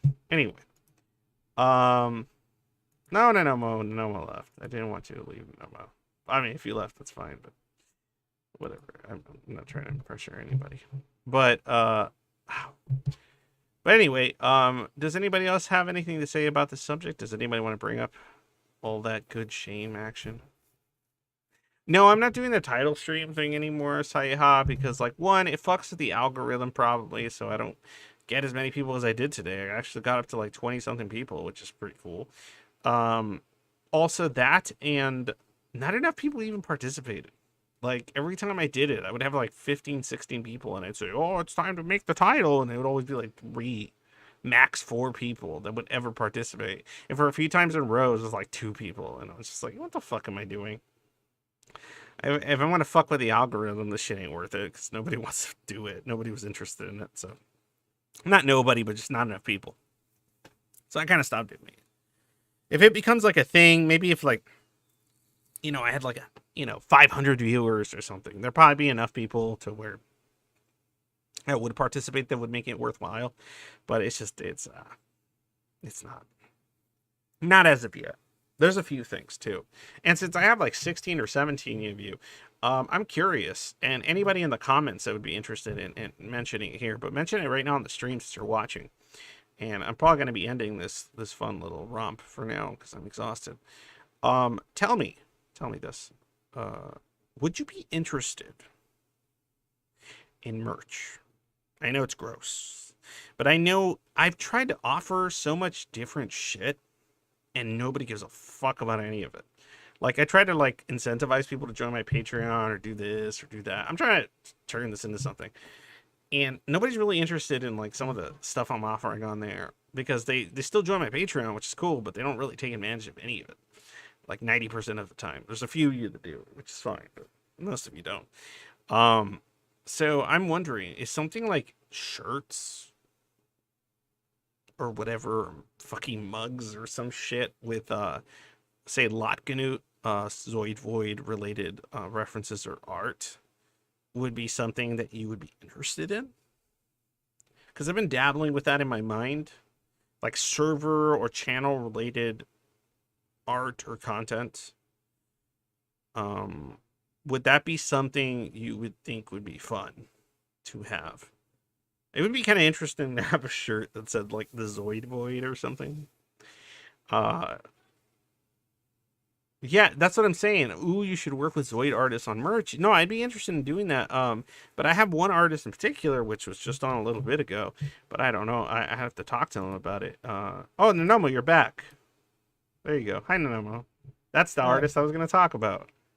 I would be interested in one day doing something along those lines with this person in particular, because they're the ones that kind of helped me create the mascot of the server. So Nanomo. So yeah. So that's the kind. But the point is, if someone, let's just say someone like Nanomo, who has already done art for the server and the channel and such, out of the kindness of their own heart, if say some of that sort of art with that sort of mascot or the title or the server or the channel or imagery, is that something that would be interesting to you people listening now or listening later as a VOD? I'm curious if that's something.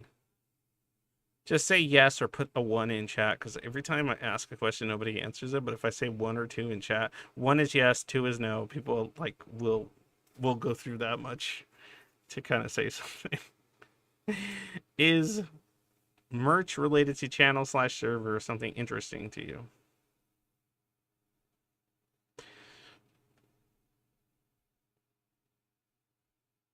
Okay, Saeha says yes. And if it's a no, just say no. I'm not gonna get butthurt.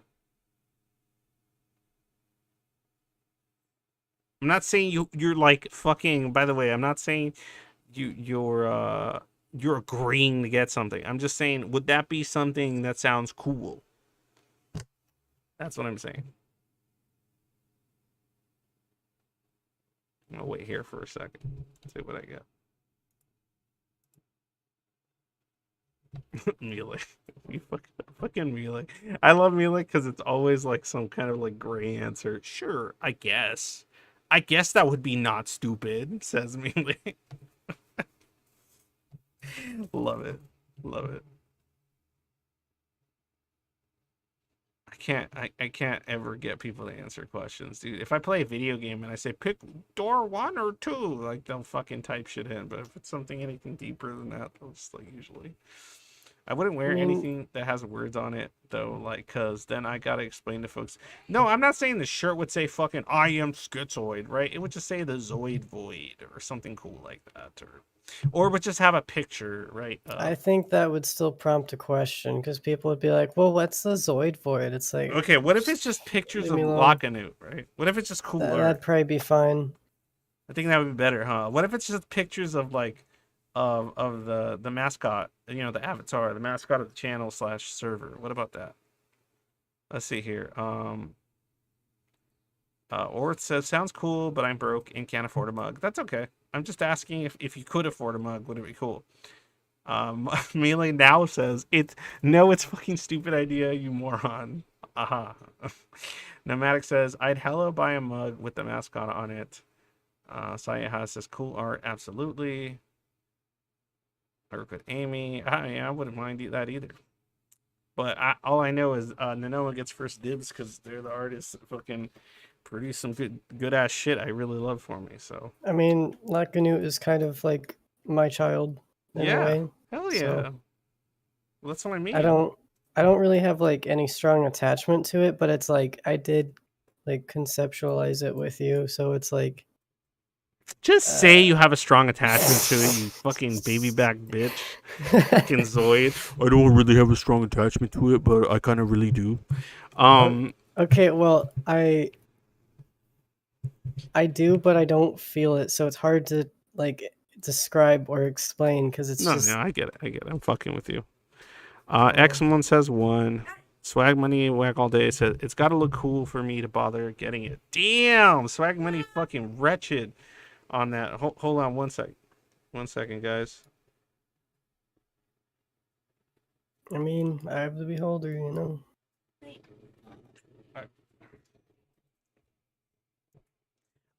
Well, I'll tell you right now, Nanoma's art is pretty fucking sick. And I like it a lot, and a lot of people like it. And I think everyone likes it more than Nanoma does. So This is true.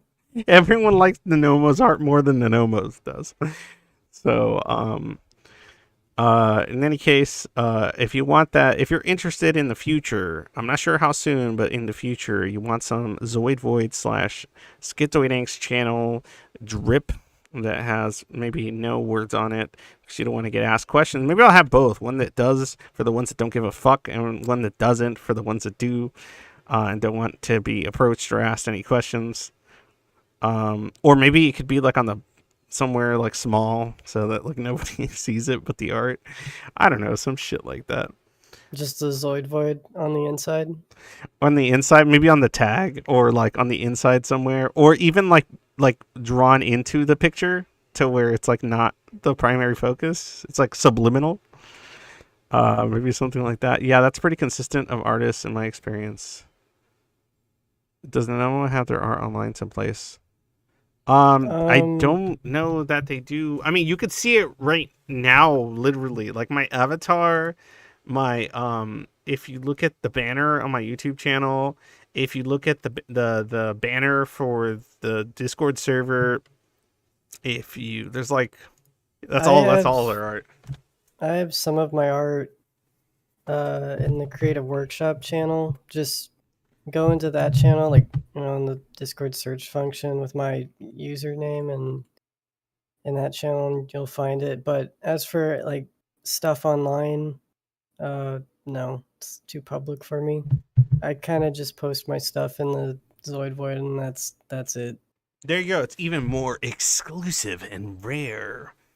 Jesus Christ. I'm gonna start saying that, and then it will. Would you like some exclusive, rare, underground schizoid art? It's so cool and hip, and nobody knows about it, and you'll be the first one to have it ever. Put that on your Patreon, Nanomo, the Schizoid Angst asset. The Nanomo, the exclusive artist. Exclusive mentally ill artist. Oh, it's so good. It's like mentally ill art from a mentally ill channel on a mentally ill server in a mentally ill world. Yeah, but Swagall, they said, yeah, that's pretty. Oh, it says flip it inside out and it will just say Zoid Void in massive print. The shirt I am talking about. Just a black shirt with like Zoid Void printed on the inside that nobody That'd be knows about. uncomfortable though. Yeah, we get all sweaty and weird in that spot. Well, it's like, you know, some print is kind of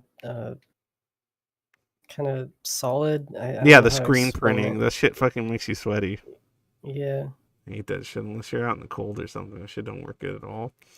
Okay, guys. Well, I think there's some people that would be interested in. I still want to work on that secret project on Nanomo for the future. You know which one I'm talking about. Dog, if I'm being honest, I completely fucking forgot. Like, you gotta remind me. The secret project. Are you serious, Nanomo? That involves your art? I think I have an idea. Okay, but that one. I'm not sure, man. The one we talked about so long ago that we said would be really cool. Oh God. Okay. All right. Let's just. How about this? No, we'll just start fucking churning out some fucking random Lockanute pictures, and I'll just throw them on shit and sell them, and then share the tiny bit of wealth that's made from it. How about that? Just start churning out Lockanute spreading eagle on a bed or something. We'll just like we'll put some NSFW Lockanute, Rule 34 fucking Lockanute shirts.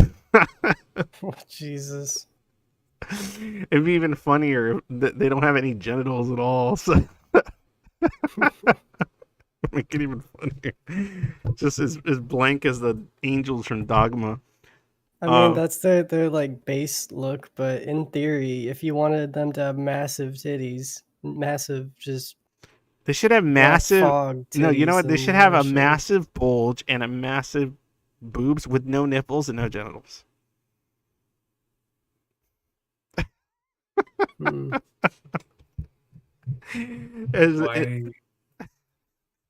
Why no? Why what? Why no? no gender? Wallrider's sad. Wallrider wants genitals. Yes. very curious about your predicament about How the about certain how about we give how Right. about we give the characters genitals that aren't conventional? We'll just put Yes, we'll put genitals on them that don't make sense. Like it'll look like the what's that thing from Rick and Morty? That weird fucking device. Just some weird smaller or bigger. the fucking weird I forgot what it's called. The floor put or whatever it's fucking called. Just looks like weird like fleshy things with different directions and tentacles and shit. Like what's put that stuff Yes, on it. I know very So- much what you're talking about. Just some made up genitals. No, we could just make up genitals that don't exist. Yes. And then we'll just put that all over. And then just be like, it's hot. Even though it's confusing. I mean, I'm sure someone's into that. There's a fetish for everything. Probably including not having them, right? You think that there's a fetish for someone that doesn't have a fetish? There's a fetish. The having a fetish is not having genitals. I'm sure there's a fetish out there for not having genitals. Yes. Oh, that turns me on. Alright, I grown up with you. Good. All right. Well, that works for Wallrider. Wallrider is a non-genital fetishist. Yes, indeed. Jesus Christ. All right, guys. Well, thank you for joining me. Thank you for seeing that I have no shame when it comes to this topic. Thank you for discussing. Shameless. I am shameless when it comes to this topic, but I am full of shame, so much shame when it comes to other topics. So, and I'm still working through it, guys, just like you guys. And I'm still in denial of a lot of it, just like many of you as well. If, like I said, if you enjoyed it, do you guys have any last words, by the way? Or sorry, Wallrider, you joined me kind of late and I'm tired. Do you have anything you want to say before I end this goddamn stream? Yes, All I right, have Wallrider. absolutely nothing to say. Is that what I have to say? You have to say that you have nothing to say. Yes.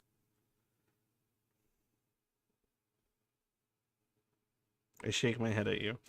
Okay, Nanomo, any last words or thoughts?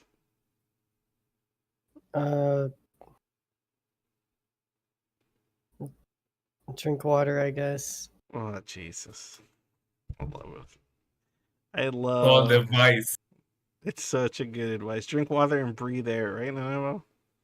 And touch grass or something. Touch grass. You are a wise man, my. The wisest. All right, guys. So I'm gonna outro everyone, and as usual, if what's the word? When day is dark, always remember. Happy day.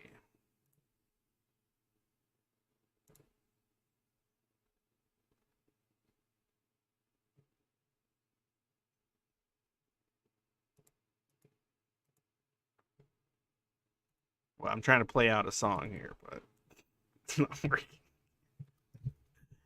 Oh, here we go. This is my play out song for now.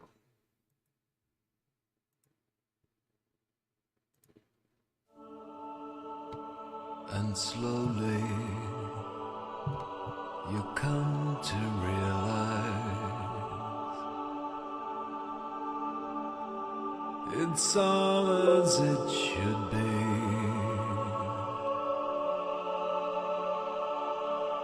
You can only do so much.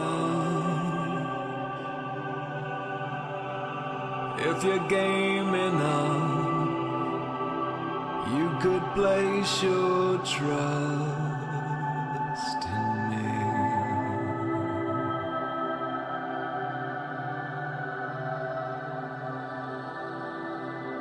For the love of life,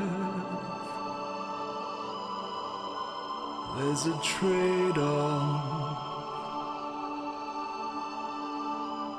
We could lose it all, but we'll go down fighting.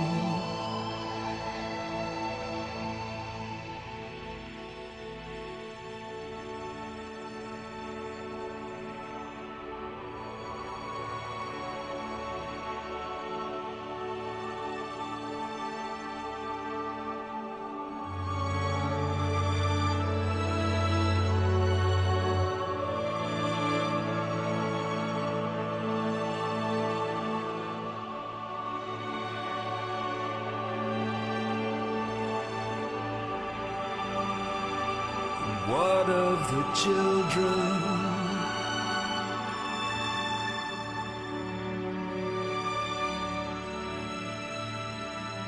Surely they can't be blamed for our mistakes.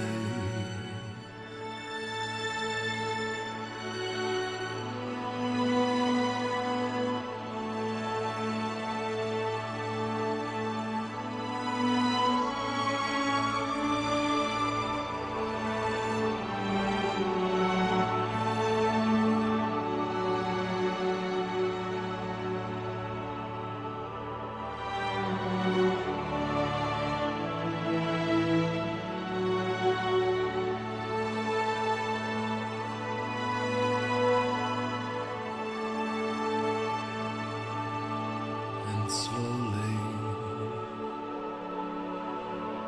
I've come to realize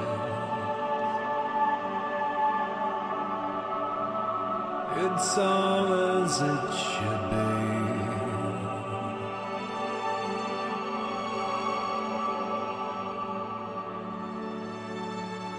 That hiding space, a lonely place.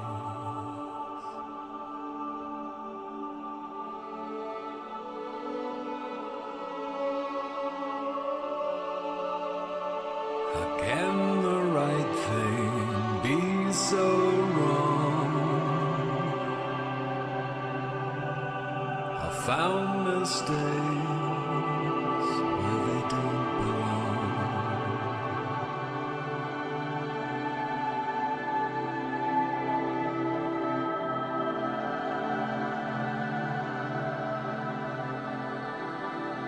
For the love of life